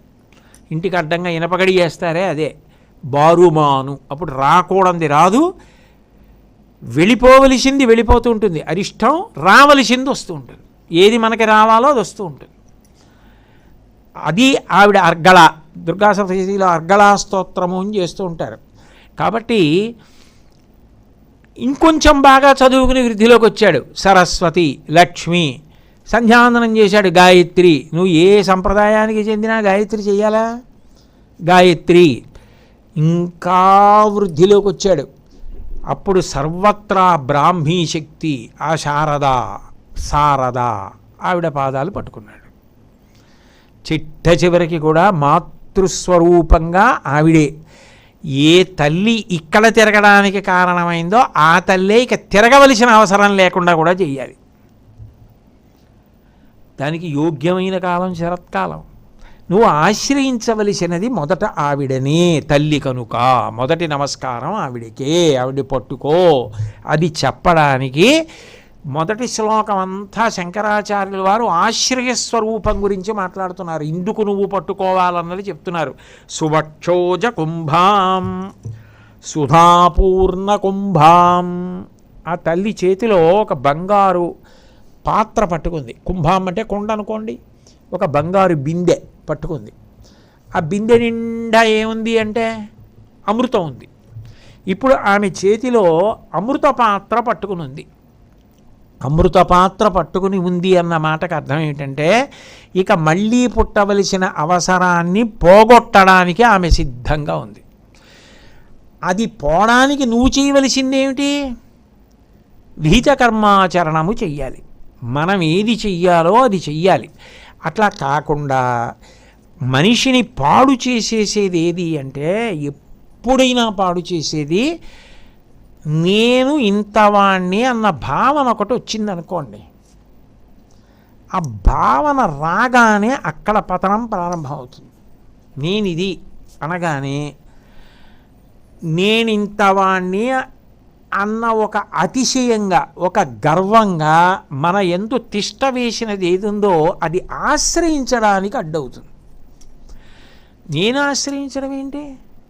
నేనెందుకు పట్టుకోవాలి? నాకేం అవసరం? కారణం అతిశయం కలిగింది.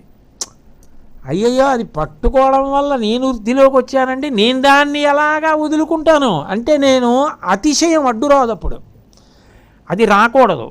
గజేంద్ర మోక్షణ ఘట్టంలో గజేంద్రుడు మాట అంటాడు, నానానేక పయూధముల్ పెద్ద కాలమ్ము సమ్మానింపం దశలక్ష కోటి కరణీనాథుండనయ్యుండి మద్దానాంభ పరిపుష్ట చందన లతాంత ఛాయలందుండలేక నీరాశ ఇటేల వచ్చితి భయం బెట్లోకదే ఈశ్వరా అంటాడు.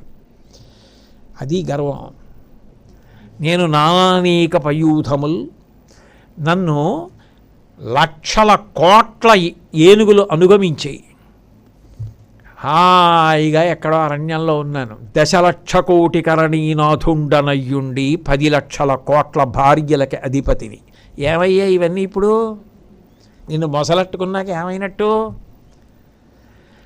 దశలక్ష కోటి కరణీనాథుండనయ్యుండి మద్దానాంభ పరిపుష్ట చందన లతాంత ఛాయలందుండలేక ఇదం నమమాని. నేను నీళ్లు వదిలిపెట్టినటువంటి నీళ్లు ప్రవహిస్తే చందనపు చెట్ల తోటలు లేచాయి. వాటి నీళ్ళలో ఉండకుండా ఇక్కడికి ఎందుకు వచ్చాను?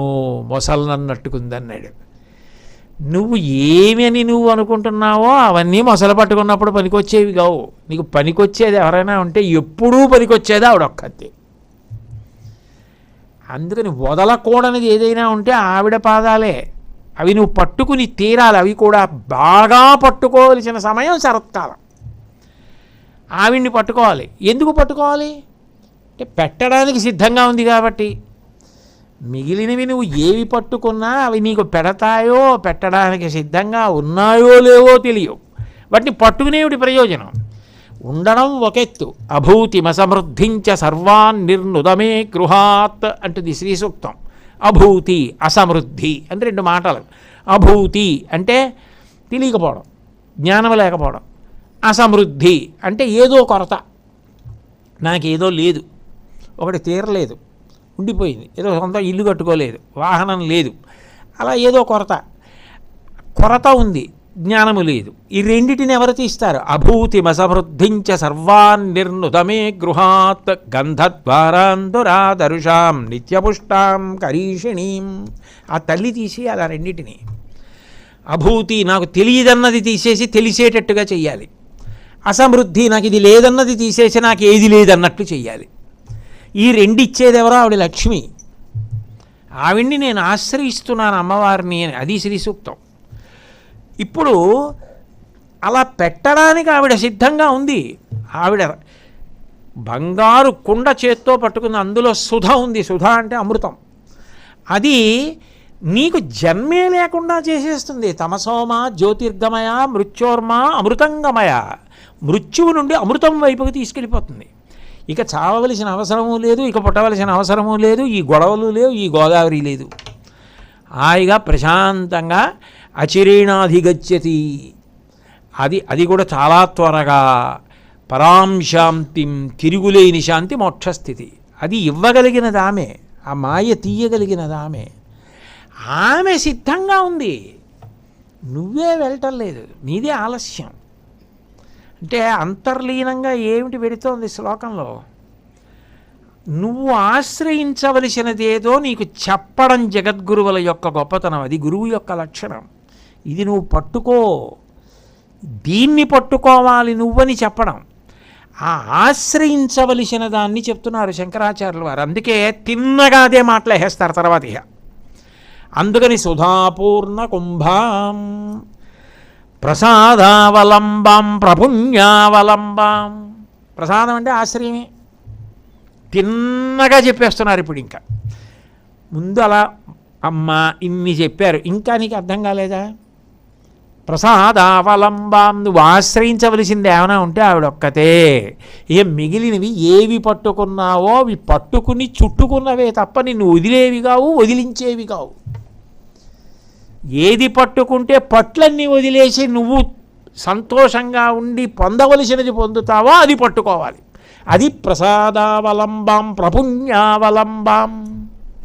నువ్వు ఆశ్రయించవలసినది ఆవిడ్ని. ఎందుకని అంటే ఆమె ప్రసాదావలంబాం ప్రపుణ్యావలంబాం. ఆమె దయగలిగినది. మొదటి నుంచి అదే కదా సిద్ధాంతం. ఉండడం కాదు, నీకు పెట్టాలన్న బుద్ధి కూడా ఉండాలి. ఆవిడ పెట్టడానికి పరమోత్సాహంతో ఉంది. నీకేమిటి ఇబ్బంది? మరి ఆవిడ అలా కూర్చుంటే నువ్వు ఎందుకు వెళ్ళవు ఆవిడ దగ్గరికి? అది ఉపాసన, అది పరిశీలించమని చెప్పడం. అప్పుడు జాగ్రత్తగా పరిశీలిస్తే ఈ శారద, లలిత, శ్యామల, త్రిపుర సుందరి,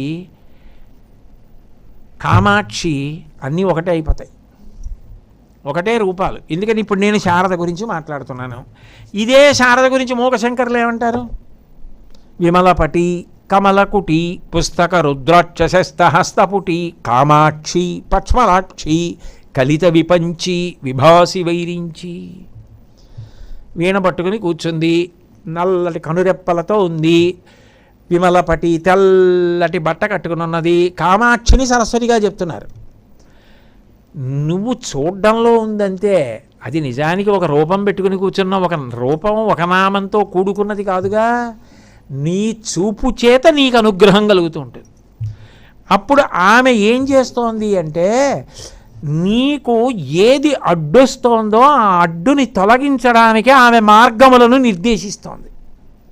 ఏమిటి మార్గములు నిర్దేశిస్తోంది? ఒకటి, అబ్బాయి నన్ను నువ్వు పట్టుకుంటే నిన్ను నేను ఇలా ఉద్ధరిస్తానని చెప్పడానికి కొన్ని పట్టు కూర్చుంది. మీరు చూడండి, శంకరాచార్యుల వారు సౌందర్యలహరిలో అంటారు, కొణత్కాంచీదామాకరికలభ కుంభస్తననత పరిక్షీణా మధ్యే పరిణిత శరచ్చంద్రవదన ధనుర్బాణం పాశం శృణిమపి దధానాకరతలై పురస్తాదస్తాం నహ పురమధితురహో పురుషిక నహ మాకు, ఆయన కనలేదు మాకు, మనందరికీ వసం చెప్పారు. ఆమె చెరుకు విల్లు పట్టుకుంది, 5 పుష్పబాణాలు పట్టుకుంది. నిజానికి ఈ చెరుకు విల్లు 5 పుష్పబాణాలు ఆవిడివి కావు ఆయుధాలు. మీరు ఒక్కటి ఆలోచించండి, ఆయుధంది శక్తి, ఆయుధం పట్టుకున్న వాళ్ళది శక్తి. చెరుకు విల్లుది ఆ శక్తి అయితే నేను పట్టుకున్నా అదే శక్తి ఉండాలి. 5 పుష్పబాణాలకు ఆ శక్తి ఉంటే నేను పట్టుకున్నా 5 పుష్పబాణాలు అదే ఇవ్వాలి. మరి ఎందుకు ఇవ్వవు అంటే నిజానికి వాటిది కాదు శక్తి, పట్టుకున్న వాడిని బట్టి ఆ శక్తి మారుతుంది. చెరుకు విల్లు 5 పుష్పబాణాలు మన్మధుడు పట్టుకున్నాడు అనుకోండి, గిర్ర గిర్ర గిర్ర గిర్ర తిప్పుతాడు, వాడి పేరే మన్మధుడు, మనసు మధించేస్తాడు. ఎలా? ఎంతసేపు శబ్ద స్పర్శ రస రూప గంధములు 5 ఎందుకు తిప్పుతూ ఉంటాడు. ఆ 5 ఇంద్రియాలతోటి వాసన చూడడంలోనూ, రకరకాలైనవి వింటూ ఉండడంలోనూ, తింటూ ఉండడంలోనూ, ముట్టుకుంటూ ఉండడంలోనూ కాలం గడిచిపోతుంది. 5 ఇంద్రియముల చేత, చూడడం చేత అలా తిప్పుతూనే ఉంటాడు. మనసు మదింపబడి విషయ సుఖములయందు తిరిగేటట్టు చేయగలిగిన వాడు మన్మథుడు. ఇప్పుడు ఆయన చేతిలో ఉన్న చెరుకు విల్లు 5 పుష్పబాణాలు ఈవిడ తీసుకుని పట్టుకుందనుకోండి. పట్టుకుంటే అశోకము, నవమల్లికము, నీలోత్పలము, చూతము, ఈ 5 అరవిందము, 5 ఆవిడ తీసుకొని మన్మథుడి దగ్గర నుంచి పట్టుకుని చెరుకు విల్లు పట్టుకుందనుకోండి. ఇప్పుడేమవుతుందంటే శబ్ద వినడం మానేయవు, వింటావు, కానీ ఏం వింటుంటావు? ఎప్పుడు భగవత్ సంబంధమైనవి వినడంలో సంతోషం. స్పర్శ, అమ్మవారి పాదాలు ముట్టుకోవడం, అమ్మవారి నిర్మాల్యం ముట్టుకోవడం, అమ్మవారి యొక్క సేవ చేయడం, అవి సరదా. రస, అమ్మవారి ప్రసాదంగా తినడం. రూప, అమ్మవారి విభూతులను చూడడం. గంధ, అమ్మవారి నిర్మాల్యం వాసన చూడడం. అంటే అంతా అమ్మవారి పరంగా భక్తిగా తిరిగిపోయింది. చెరుకు విల్లు ఎప్పుడు మధురమైన కోరికలు కోరింది. ఇప్పుడు అమ్మవారి చేతిలో వెళ్ళిపోతే విల్లు భక్తి అన్న మాధుర్యంతో ఎప్పుడు అంతటా భక్తి విభూతితో చూస్తూ ఉంటుంది. ఇదంతా అమ్మవారి లీలా విలాసం, ఇదంతా అమ్మవారి లీలా విలాసం అని ఆనందపడిపోతూ ఉంటాడు. మార్చింది. ఇప్పుడు ఆమె చేతిలో ఆ చెరుకు విల్లు బాణాలు ఉన్నాయి అంటే నీ మనసు నిన్ను పాడు చేయలేదు, 5 తన్మాత్రలు నిన్ను పాడు చేయలేవు. మన్మథుడి చేతిలో ఉంటే పాడు చేసేస్తాడు. ఆవిడ పాదాలు పట్టుకుంటే ఇది ఉపయోగం. అందుకు ఆశ్రయించాలి. ప్రసాదావలంబాం. ఇప్పుడు నిన్ను పాడు చేసే శక్తి వాటికి లేకుండా చేసి మన్మధుడి బారి నుంచి నిన్ను కాపాడుతుంది. నీ భావములను మార్చేస్తుంది అంతే. ఒకటే, ఎప్పుడు మధురంగా విషయాల్లో తిరిగేవాడు భక్తితో తిరగడం ప్రారంభం చేశాడు. దానికి ఏం సంసారాలు తెలియక్కర్లేదు, బట్ట రంగులు మార్చేసుకోక్కర్లేదు. ఎలా ఉన్నాడో అలా ఉండి లోపల మారితే చాలు. అది పవిత్ర జీవనం. కాబట్టి ప్రసాదావలంబాం ప్రపుణ్యావలంబాం. అప్పుడు ఆవిడ ఏం చేసింది? అబ్బాయి నన్ను పట్టుకో, మన్మధుడి బారిన పడిపోకుండా నేను నిన్ను కాపాడతాను అంది. అమ్మా అదే నాకు రావట్లేదు. మన్మధుడి బాణాలు పడితే నాకు సంతోషంగా ఉంటుంది వచ్చిన గొడవ. ఆ బాణాలు పడినప్పుడు బాధగా ఉంటే అవి బాబోయ్ బాధగా ఉన్నాయని అమ్మవారి దగ్గరికి పోతాం. అవి బాగున్నాయి, ఆ శబ్దములు ఎంత బాగున్నాయో లోకంలో. ఆ విషయ సుఖాలకు సంబంధించి అనేక శబ్దాలు బాగున్నాయి. నాకు స్పర్శ బాగుంది, అనేకం తినడం బాగుంది, రుచి, అనేక వాసనలు బాగున్నాయి. అప్పుడు నేను అసలు ఎందుకు వదిలేయాలి మన్మధుడిని? నాకు వదలాలనిపించట్లేదు. అప్పుడు ఎలా అమ్మా? నేను ఆయన్ని వదలలేకపోతున్నాడు, కానీ వదిలేసి నీ పాదాలు పట్టుకోవడమే మంచిదని మాత్రం తెలుసు. వదలడమే రావట్లేదు. ఎలా వదలడమే రావట్లేదని నాకే చెప్పి, నువ్వు ఎవరికి చెప్పినా ఉపయోగం లేదు. నా దగ్గరికి వచ్చి అమ్మా నీ పాదాలు పట్టుకుంటే, నీ చేతిలో 5 బాణాలు, నీ చేతిలో చెరుకు విల్లుండగా నీ పాదాలు పట్టుకుంటే నేను బాగుపడతానని నాకు తెలుసు, కానీ అది బాగున్నట్టు అనిపించి వదలలేకపోతున్నాను. ఎలా? ఆ మాట నాకు చెప్పేస్తే నేను ఏం చేస్తానంటే శరణాగతిగా స్వీకరిస్తాను. శరణాగతి అంటే అది నా బలహీనత చెప్పడం. బలం చెప్పడం శరణాగతి అనరు.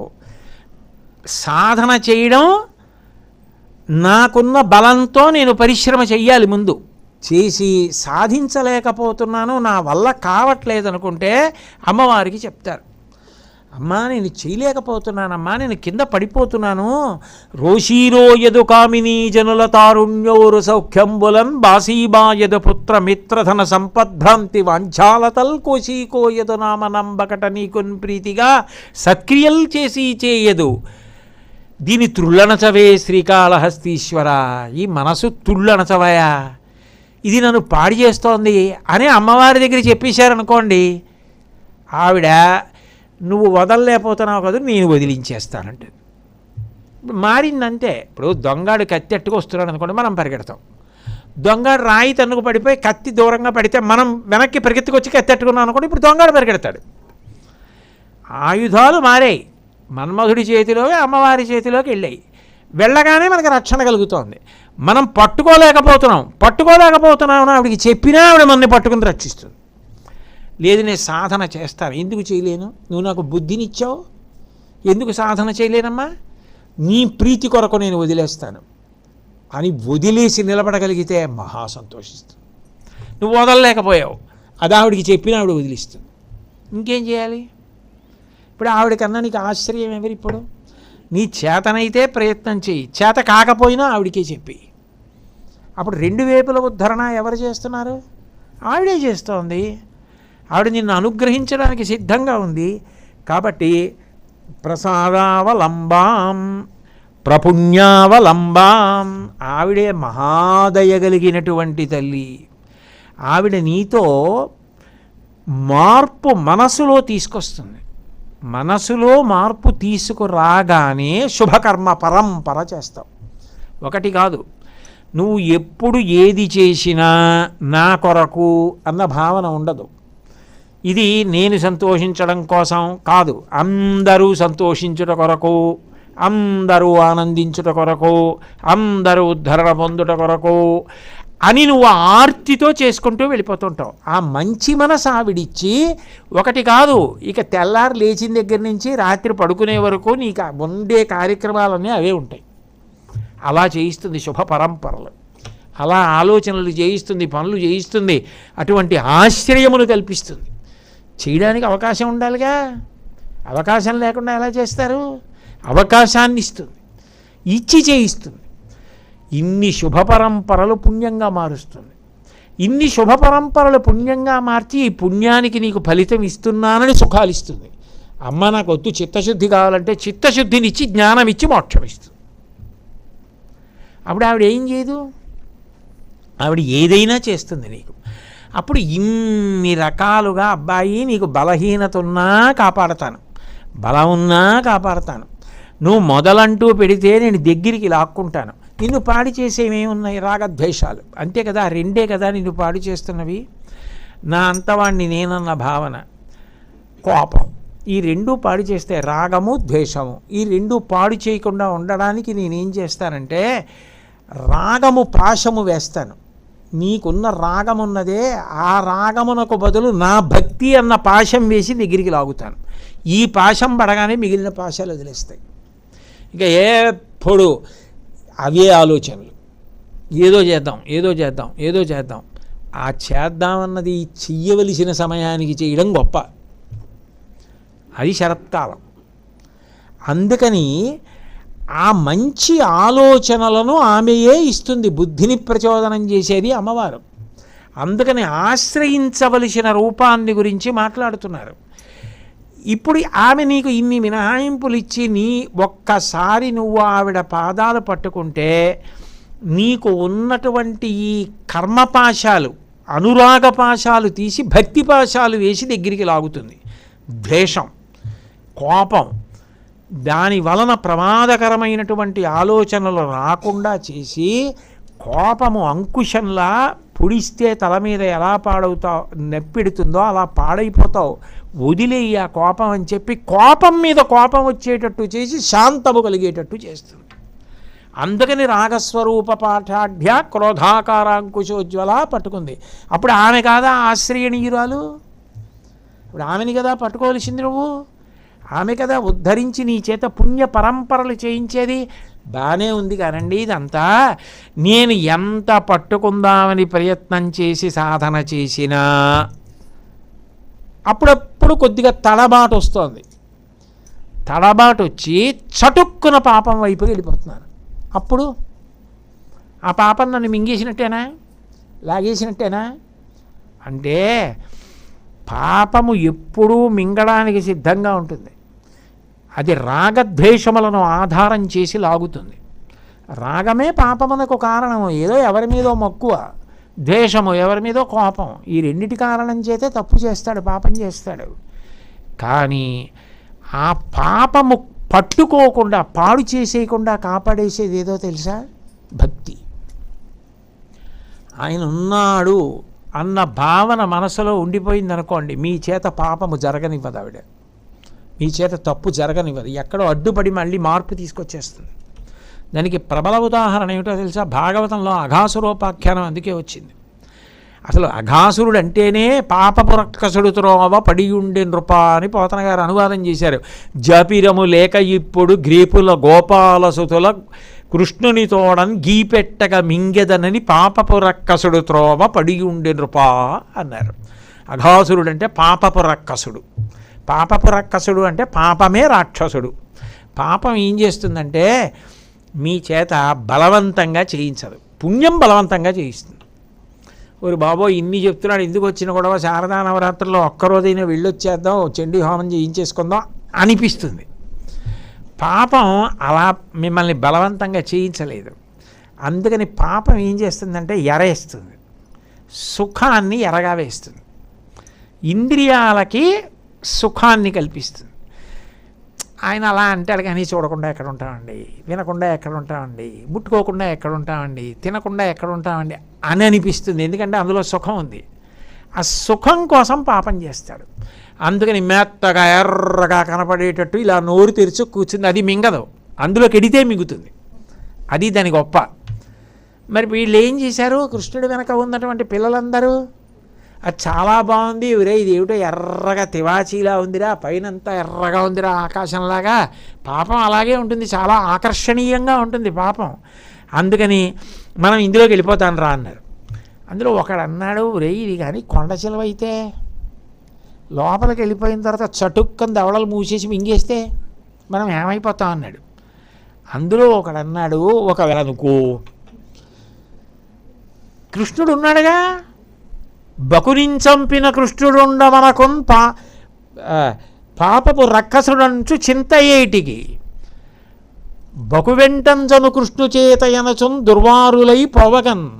ఆయన అన్నాడు, ఒకవేళ నిజంగా ఇది కొండ చెలవే అనుకో, నిన్న బకాసురుణ్ణి చంపేసిన వాడు ఎవరు? కొంగని కృష్ణుడు. ఆ కృష్ణుడు ఎక్కడ ఉన్నాడు రా? మన వెనకాలే ఉన్నాడు. అందుకని ఒకవేళ నిజంగా ఇది కొండ చెలవైతే, ఇది పాపం అయితే, ఇది మనని మింగినా, మనం ఆకర్షింపబడి ఇందులోకి వెళ్ళిపోయినా, మనకు నమ్మకం ఉందే కృష్ణుడు ఉన్నాడని మనం నమ్మిన నమ్మకం ఉంది, అది మనని మళ్ళీ బతికించి వదిలించేసేటట్టు చేస్తుంది. కాబట్టి బకునించంపిన కృష్ణుడుండమనకొన్ పామంచు చింతింపనేటికి రా పోదము దాటికాక ఇది కౌటిల్యంబుతో మింగుడున్ బకువెంటంజను కృష్ణు చేత ఎనచున్ దుర్వారలై పోవగన్. ఒకవేళ అది నిజంగా పావై మింగేస్తే కృష్ణుడు ఉన్నాడు, ఆయన చూసుకుంటాడు, రా రెండే నిలిపారు, మింగేసింది, చచ్చిపోయారు.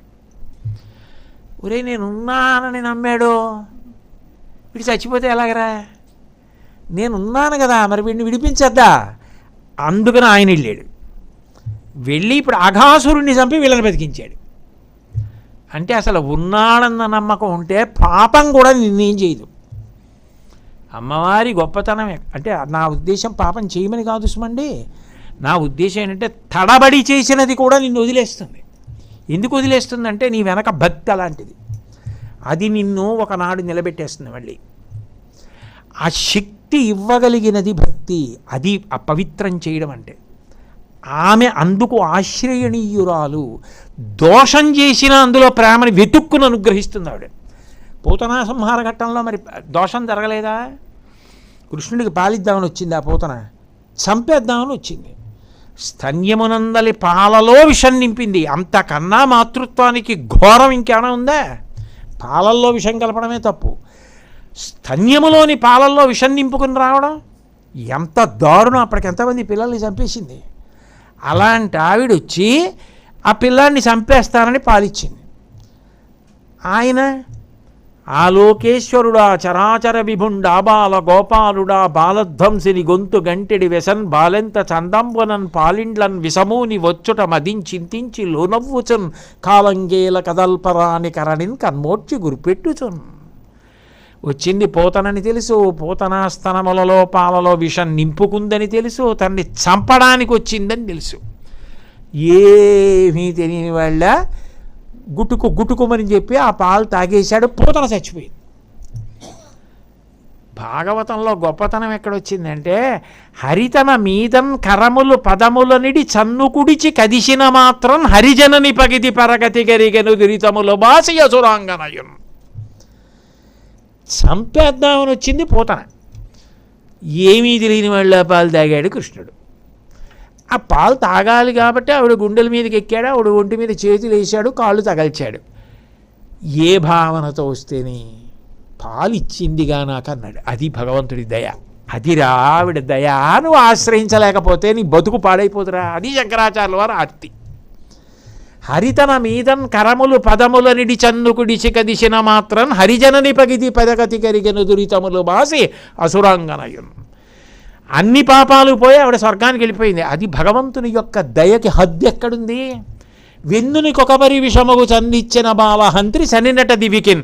వెన్నుని కనిపించుతు తన చన్నిచ్చిన సతికి మరియు జన్మము కలదే. అసలు చంపేద్దామని వచ్చి పాలిచ్చిన పూతనకి మోక్షం ఇచ్చాడు. నా పిల్లాడు అన్న ప్రేమతో పాలిచ్చిన యశోదకి మోక్షం ఇవ్వకుండా ఉంటాడా? చంపేద్దామని ఇచ్చిన పూతనకి మోక్షం ఇచ్చాడు. నా పిల్లాడని పాలిచ్చిన పూతనకి మోక్షం ఇచ్చాడు. హరిగని చన్నులు కుడిపెడు తరుణుల ప్రాపించు పదము తలపన్వశమే హరియారగించుటకు పాలు కురిపెడు ధేనువులు ముక్తి కొసల చెరించున్. ఆ నందవ్రజంలో ఉన్న గోపకాంతలు కృష్ణుడు వస్తున్నాడని పాలు పట్టారు. వాళ్ళు తల్లులు కారు, చంపుదామని పాలిచ్చిన పూతన లాంటి వారు కారు. వాళ్ళకి మోక్షం ఇచ్చాడు. ఆయన భగవంతుడని తెలియదు, కానీ భగవద్ ఆవిర్భావము చేత సంతోషపడిపోయి ఆవులు పాలిచ్చి క్రెళ్ళురికె మసలిరేగలు బల్లడిగొని రంకెలిడియ మదవృషభంబుల్ పెళ్ళున ముదుగుల పొదుగుల చల్లించన్ పాలు బాలు సంభవ వేళం. కృష్ణావతార ఘట్టంలో అన్ని పాలిచ్చేసే ఆవులు. ఇప్పుడు ఆ పాలిచ్చిన ఆవులకి మోక్షమే. అంతకన్నా చివర ఏమైనా ఉంటే అక్కడ ఉండాలి ఆవులు. అంటే ఇప్పుడు భగవంతుడు ఇచ్చావా లేదా అన్నది చూశాడు, కానీ ఏ భావంతో ఇచ్చావు, ఏది ఇచ్చావు కూడా చూడలేదు. పెట్టావు కదా నాకు, అదొక్కటే చూశాడు. ఇంకా అంతకన్నా చూసేవాళ్ళు లోకంలో ఉంటారా? నువ్వు ఎవడికి ఎంత చెయ్యి, ఎప్పుడో ఎక్కడో ఏదో చిన్నది చేయకపోతే ఇంత అలకొస్తుంది, ఇంత కోపం వస్తుంది, ఎంత ప్రాజ్ఞుందని చెప్పుకున్నవాడికి కూడా. మరి అది భగవంతుడైతే అలా ఉండదు. పాలల్లో స్తన్యంలో విషం నింపుకొని చంపడానికి వస్తే పెట్టడానికి అమ్మ వేషం కట్టొచ్చావుగా, అది చాలు మోక్షం ఇస్తానన్నాడు. ఎంత దయగలిగిన వాడు భగవంతుడు. ఆయన్ని కదా నువ్వు పట్టుకోవాలి, ఆయన్ని వదిలేస్తానంటావే. ప్రసాదావలంబాం ప్రపుణ్యావలంబాం. నీ చేత పుణ్య పరంపరలు చేయించి బుద్ధిని ప్రచోదనం చేసి ఇన్ని రకాలుగా నీవు నన్ను ఆశ్రయించవచ్చని చెప్పగలిగినటువంటి రూపము భగవత్ స్వరూపం. తద్వారా నీకు తత్వసారమును అందించగలిగిన తల్లి ఆమె శారద. అటువంటి తల్లి కాబట్టి ప్రసాదావలంబాం ప్రపుణ్యావలంబాం సదాస్యేందు బింబాం. ఇక్కడ మళ్ళీ శారద వస్తున్నారు. శరత్కాలమునందుండేటటువంటి చంద్రబింబం. చంద్రబింబం వంక చూస్తే పసిపిల్లలు ఆనందపడిపోతారు, పెద్దవాళ్ళు ఆనందపడిపోతారు, రోగులు ఆనందపడిపోతారు, సమస్త భూతములకు తాపశాంతి. ఆయన కనపడేటప్పటికీ అబ్బా హాయిగా ఉందిరా, చంద్రబింబాన్ని చూస్తే ఎంత బాగుందో అంటారు. చంద్రబింబాన్ని చూసి అబ్బాయి ఏమిటో అలా ఉంది అనేవాడు ఎవడు ఉండడు లోకంలో. అంత ప్రసన్నంగా అంత సంతోషంగా ఉంటుంది. అమృతకిరణుడైనటువంటి చంద్రబింబం ఎలా ఉంటుందో అలా ఉంది అమ్మవారి యొక్క ముఖమండలం. ఇప్పుడు ఆమెను ఆశ్రయించడం ఎంత తేలిక, ఎంత సంతోషం. అమ్మవారి పాదములను ఆశ్రయించడం అంటే ఎంత ధైర్యంగా, ఎంత సంతోషంగా, ఎంత ప్రేమగా నువ్వు చేయొచ్చు. పైగా నువ్వు ఆమెకి సంతోషంగా ప్రేమగా చేస్తున్నది తృణమైనా సరే ఆవిడ అంత గుర్తు పెట్టుకుని జన్మాంతరముల వరకు ఉద్ధరిస్తుంది, అంత అనుగ్రహిస్తుంది. అంత పెద్ద మనసున్న తల్లి. ఆమెను కదూ ఆశ్రయించవలసినది. మూకశంకరులు మూక పంచశతిలో అంటారు, ఏదో రాకాచంద్ర సమాన కాంతి వదనానాకాధిరాజస్తుత మూకానామపి కుర్వతి సురధిని నీకాశవాగ్వైభవం శ్రీకాంచీ నగరీ విహార రసికా ఏదో శోకాపహంత్రీ సతాం ఏకా పుణ్యపరంపరా పశుపతే రాకారిణీ రాజతే అంటారు. ఆవిడ రాకాచంద్ర సమాన కాంతి వదనానాకాధిరాజస్తుత. రాకాచంద్ర సమాన కాంతి, కార్తీక మాసంలో ఆశ్వీజ మాసంలో వచ్చే పౌర్ణమి నాడు ఉండే చంద్రబింబం ఎంత ప్రసన్నంగా ఎంత గొప్పగా ఉంటుందో ఆమె ముఖమండలం అలా ఉంటుంది. అప్పుడు నీకు ఎంత తొందరగా ఆవిడ దగ్గరికి వెళ్ళిపోదాం, అబ్బాయి ఎప్పుడు వచ్చేస్తుంది ఆశ్వీజ మాసం, ఎప్పుడు పాడ్యం వస్తుంది, ఎప్పుడు తెల్లవారుతుంది, ఎప్పుడు మనం వెళ్ళిపోదాం, ఎప్పుడు చండీ హోమం చేసేసుకోవాలి, పూజలు చేసేసుకోవాలి, కుంకుమార్చనలు చేసేసుకోవాలి, రకరకాలుగా అర్చన చెయ్యాలి, మా అమ్మ పాదాలు పట్టుకోవాలి, ఈ జన్మ ఇచ్చినందుకు తరించిపోవాలి, ఈ ఆయుర్దాయం సార్థక్యం కావాలని నీకు ఎంత ఉత్సాహం ఉండాలి. వెళ్ళడానికి అంత గొప్ప ముఖమండలము కలిగిన తల్లి, నువ్వు ఆశ్రయించడానికి యోగ్యమైనది చల్లని తల్లి. అమృతం చిందుతూ ఉంటుంది ఆ చూపులలో, ముఖంలో అంతటా కూడా. అందుకని ఆమె సదాస్యేందు బింబాం. శంకరుల సౌందర్యలహరిలో అంటారు, లలాటం లావణ్యద్యుతి విమలమాభాతి తవయత్ ద్వితీయం తన్మన్యే మకుటఘటితం చంద్రశకలం విపర్యా సన్యాసాదుభయమపి సంభూయ చ విదః సుధాలేపస్యూతి పరిణమపి రాకాహిమకర అంటారు. ఆ తల్లి పౌర్ణమి నాటి చంద్రబింబం ఎలా ఉంటుందో అటువంటి ముఖమండలం కలిగిన తల్లి. అసలు శంకరాచార్యుల వారి సౌందర్యలహరిలో ఒక అద్భుతమైన శ్లోకం చేశారు ఆమె ముఖం గురించి. ముఖం ఏమిటి, ఆవిడ చిరునవ్వే చంద్రబింబం అన్నారు.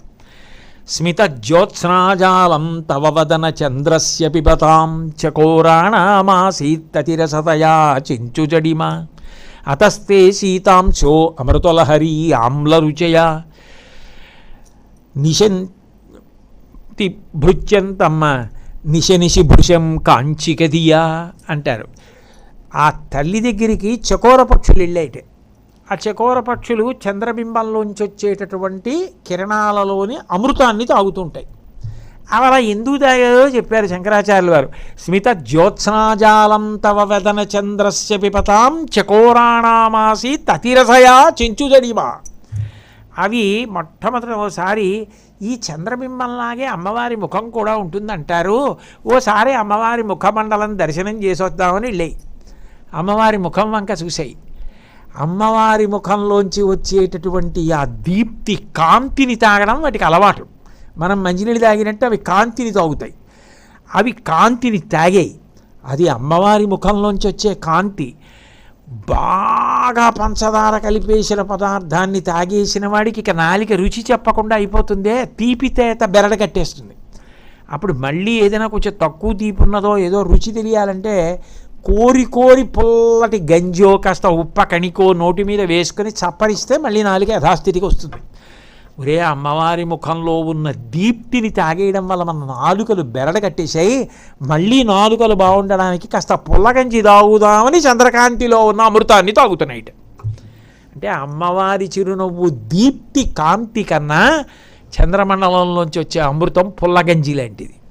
అంటే ఇంకా అమ్మవారి ముఖమండలం స్మిత జ్యోత్స్నాజాలం తవ వదన చంద్రస్య పిపతాం చకోరాణామాసీత్తతిరసజయా చెంచుజడిమా అతస్తే సీతాంశో అమృతలహరి ఆమ్లరుచయ భృశంతి స్వచ్ఛందం నిశి భృశం కాంచికధియా.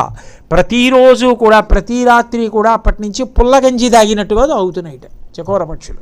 అంటే ఆవిడ ముఖ దీప్తి ఎంత గొప్పది అసలు.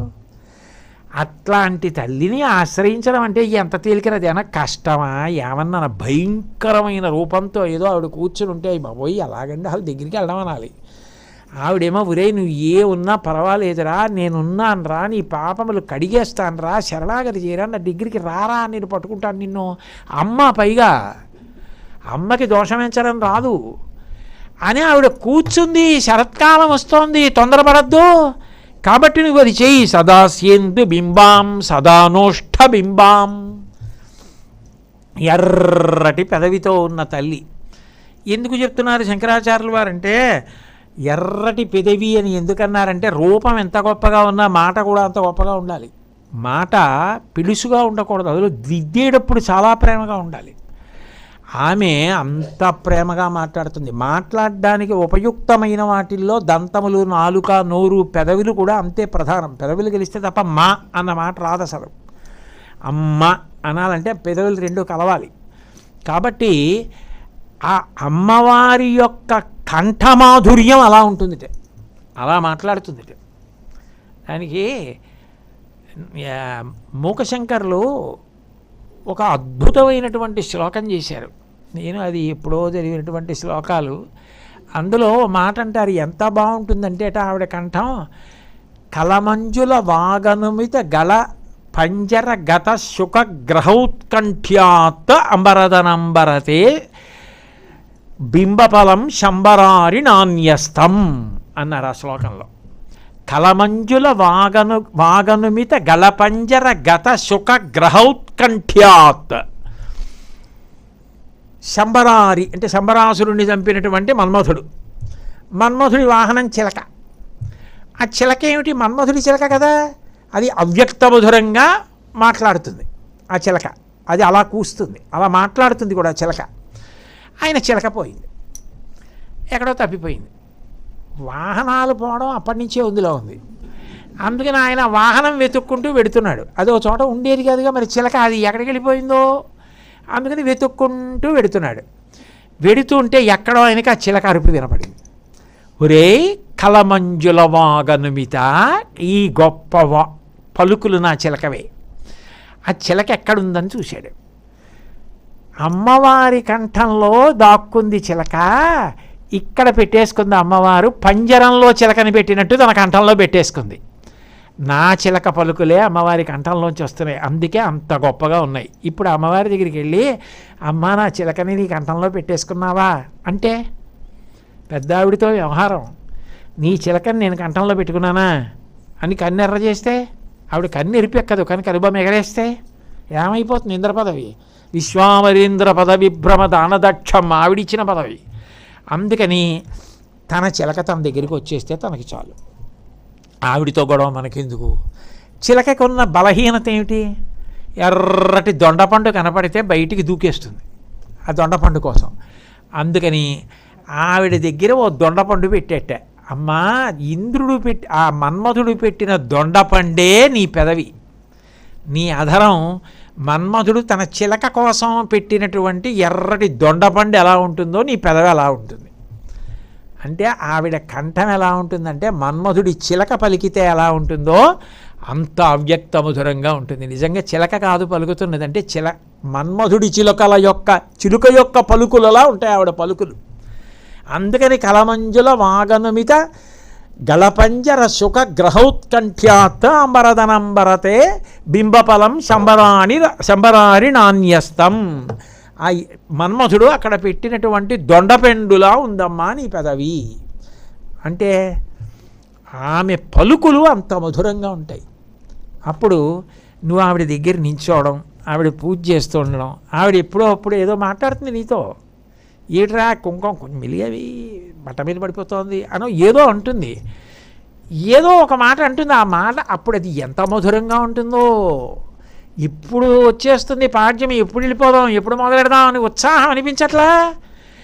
ఆవిడని ఆశ్రయించి మాట అంత గొప్పది, దయ అంత గొప్పది, కన్న తల్లి రూపం అంత గొప్పది, దిద్దడం అంత గొప్పది, నువ్వు పట్టుకోవద్దా? అది ఆశ్రయం చెప్పడం మొదటి శ్లోకంలో అంత గొప్పగా తీసుకొస్తున్నారు శంకరాచార్యుల వారు. అది గురువుల యొక్క ప్రజ్ఞ.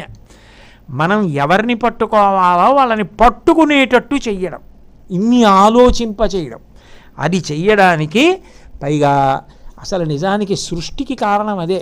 శంకరాచార్యులు వారు సౌందర్యలహరి చేస్తూ ఓ మాట అంటారు, కరాగ్రీణ స్పృష్టం దుహినగిరిన వత్సలతయా. హిమవంతుడంతటి వాడు ఆవిడ గడ్డం పట్టుకుని బతిమాలమ్మా అన్నం తినమ్మా అన్నట్ట. లోకానికి అన్నం పెట్టే తల్లిని అన్నం తినమ్మా అని ఆయన గడ్డం పట్టుకుని బతిమాలాడు హిమవంతుడు. ముహురుధర పానాకులతయా, పరమశివుడేమో ఆవిడ గడ్డం పట్టుకుని మన్మధుణ్ణి కాల్చేసిన వాడు ఆమె అధరం వంక అధరపానం కోసం అంత ప్రేమగా చూసేట. అంటే మన్మధుణ్ణి చంపేసిన వాడికి ఇక స్త్రీ మీద అనురక్తి ఏమిటి అంటే, ఆమె తన పాతివ్రత్యము చేత తపస్సు చేత పరమశివుణ్ణి తీసుకొచ్చి పక్కన అలా కూర్చోబెట్టుకుంటే ఈ జగత్తు వచ్చింది. సృష్టికి ఆమె కారణమైంది. మన్మధుడిని ఉరే నువ్వు పట్టుకుంటే బాణాలు, నువ్వు పట్టుకుంటే చెరుకు విల్లు, శివుడు రాడురా, అవి నేను పట్టుకోవాలని లలితా త్రిపుర సుందరిగా పట్టుకుందంటే ప్రసాదావలంబం ప్రపుణ్యావలంబం సుధాస్యందు బింబం. ఆ తీగ ఇంకా వెడుతోంది, అందుకనే ఆమె అలా పట్టు కూర్చుంది. కూర్చుంటే ఇప్పుడు అవి పెదవి వెంక ముహురధర పానాకొలతయా, అధరపానం కోసం శంకరుడంతటి వాడు మన్మధుణ్ణి కాల్చిన వాడు అంత ఆనందంగా చూస్తే ఈ సృష్టి వచ్చింది. అప్పుడు ఆమె కామేశబద్ధమంగళ్య సూత్రశోభిత కంధర, మహాకామేశ్వరుడి చేత మంగళసూత్రం కట్టించుకొని లోకానికి అమ్మలగన్నయమ్మ ముగురమ్మల మూలపుటమ్మ చాలా పెద్దమ్మ సురారులమ్మ కడుపారడి బుచ్చిన యమ్మ తన్ను లోనమ్మిన వెల్పుటమ్మల మనంబున ఉండడి యమ్మ దుర్గ మాయమ్మ కృపాబ్ధినిచ్యుత మహత్వ కవిత్వ పటుత్వ సంపదల్లని ఆమెయే ఆయనతో కలిసి నమ్మితి నామనంబున సనాతనులైన ఉమామహేషులన్ మిమ్ము పురాణ దంపతుల మీరు భజింతు కదమ్మ మేటి పెద్దమ్మ దయాంబురాశివి కదమ్మ హరిన్ పతిశేయుమమ్మ నిన్ను నమ్మిన వారికెన్నటికి నాశము లేదు కదమ్మ ఈశ్వరీ అని పోతన గారు స్తుతి చేయలే. అందుకని అటువంటి తల్లి కనుక ఓ అమ్మా, ఈ లోకమునకు సృష్టికి కారణమైన దానివి, మన్మధుణ్ణి కాల్చిన వాణ్ణి తపస్సు చేసి భర్తగా కూర్చోబెట్టుకున్న దానివి, మాకు అమ్మవైన దానివి, జగత్తుకంతటికీ తల్లివి, జగదంబవి. అందుకని భజే శారదాంబాం, అటువంటి శారదని భజిస్తున్నాను ఎప్పుడు. అజస్రం మదంబాం, అజస్రం ఎల్లప్పుడు, అనిశం ఒకప్పుడు కాదు. ఎలా అంటే వినడం అయిపోతుందేమో, లోపల భావాలు తిరగడం ఆగదమ్మా. ఆ భావాలు అలా తిరుగుతూనే ఉంటాయి. ఆ భావాలన్నీ ఎవరు? నువ్వే. ఆ జ్ఞానం ఎవరు? నువ్వే. ఆ ప్రవాహం సరస్వతి ఎవరు? నువ్వే. అది ఆగదు, అది అలా తిరుగుతూనే ఉంటుంది. వినడం అయిపోతుందేమో, ప్రవచనం చెప్పినవాడు అయిపోయిందని వెళ్ళిపోయి లౌకికంలో పడిపోతాడేమో. మేం మాత్రం పడం, మేం మాత్రం ఇంకా అందులో అలా తేలుతూనే ఉంటాం. ఎప్పటి వరకు? మళ్ళీ రేపు ఎప్పుడు వస్తుందా, రేపు ఎప్పుడు 6:30 అవుతుందా అనే వరకు. ఆ తర్వాత అంతే. కాబట్టి భజే శారదాంబాం అజస్రం మదంబాం, నిన్ను వదలనమ్మా, ఎప్పుడూ పట్టుకుంటాను అని చెప్పడానికి సువక్షోజ కుంభం సుధాపూర్ణ కుంభం ప్రసాదావలంబం ప్రపుణ్యావలంబం సదాస్యందు బింబం సదానోష్టబింబం భజే శారదాంబాం అజస్రం మదంబాం. మంగళాశాసనపరైః మదాచార్య పురోగమైః సర్వైశ్చ పూర్వైరాచార్యైః సత్కృతాయాస్తు మంగళం. మంగళం కోసలేంద్రాయ మహనీయ గుణాత్మనే చక్రవర్తి తనూజాయ సర్వభౌమాయ మంగళం. ఉమాకాంతాయ కాంతాయ కామితార్థప్రదాయినే శ్రీగిరీశాయ దేవాయ మలినాథాయ మంగళం. సర్వం శ్రీ ఉమామహేశ్వర పరబ్రహ్మార్పణమస్తు. స్వస్తి.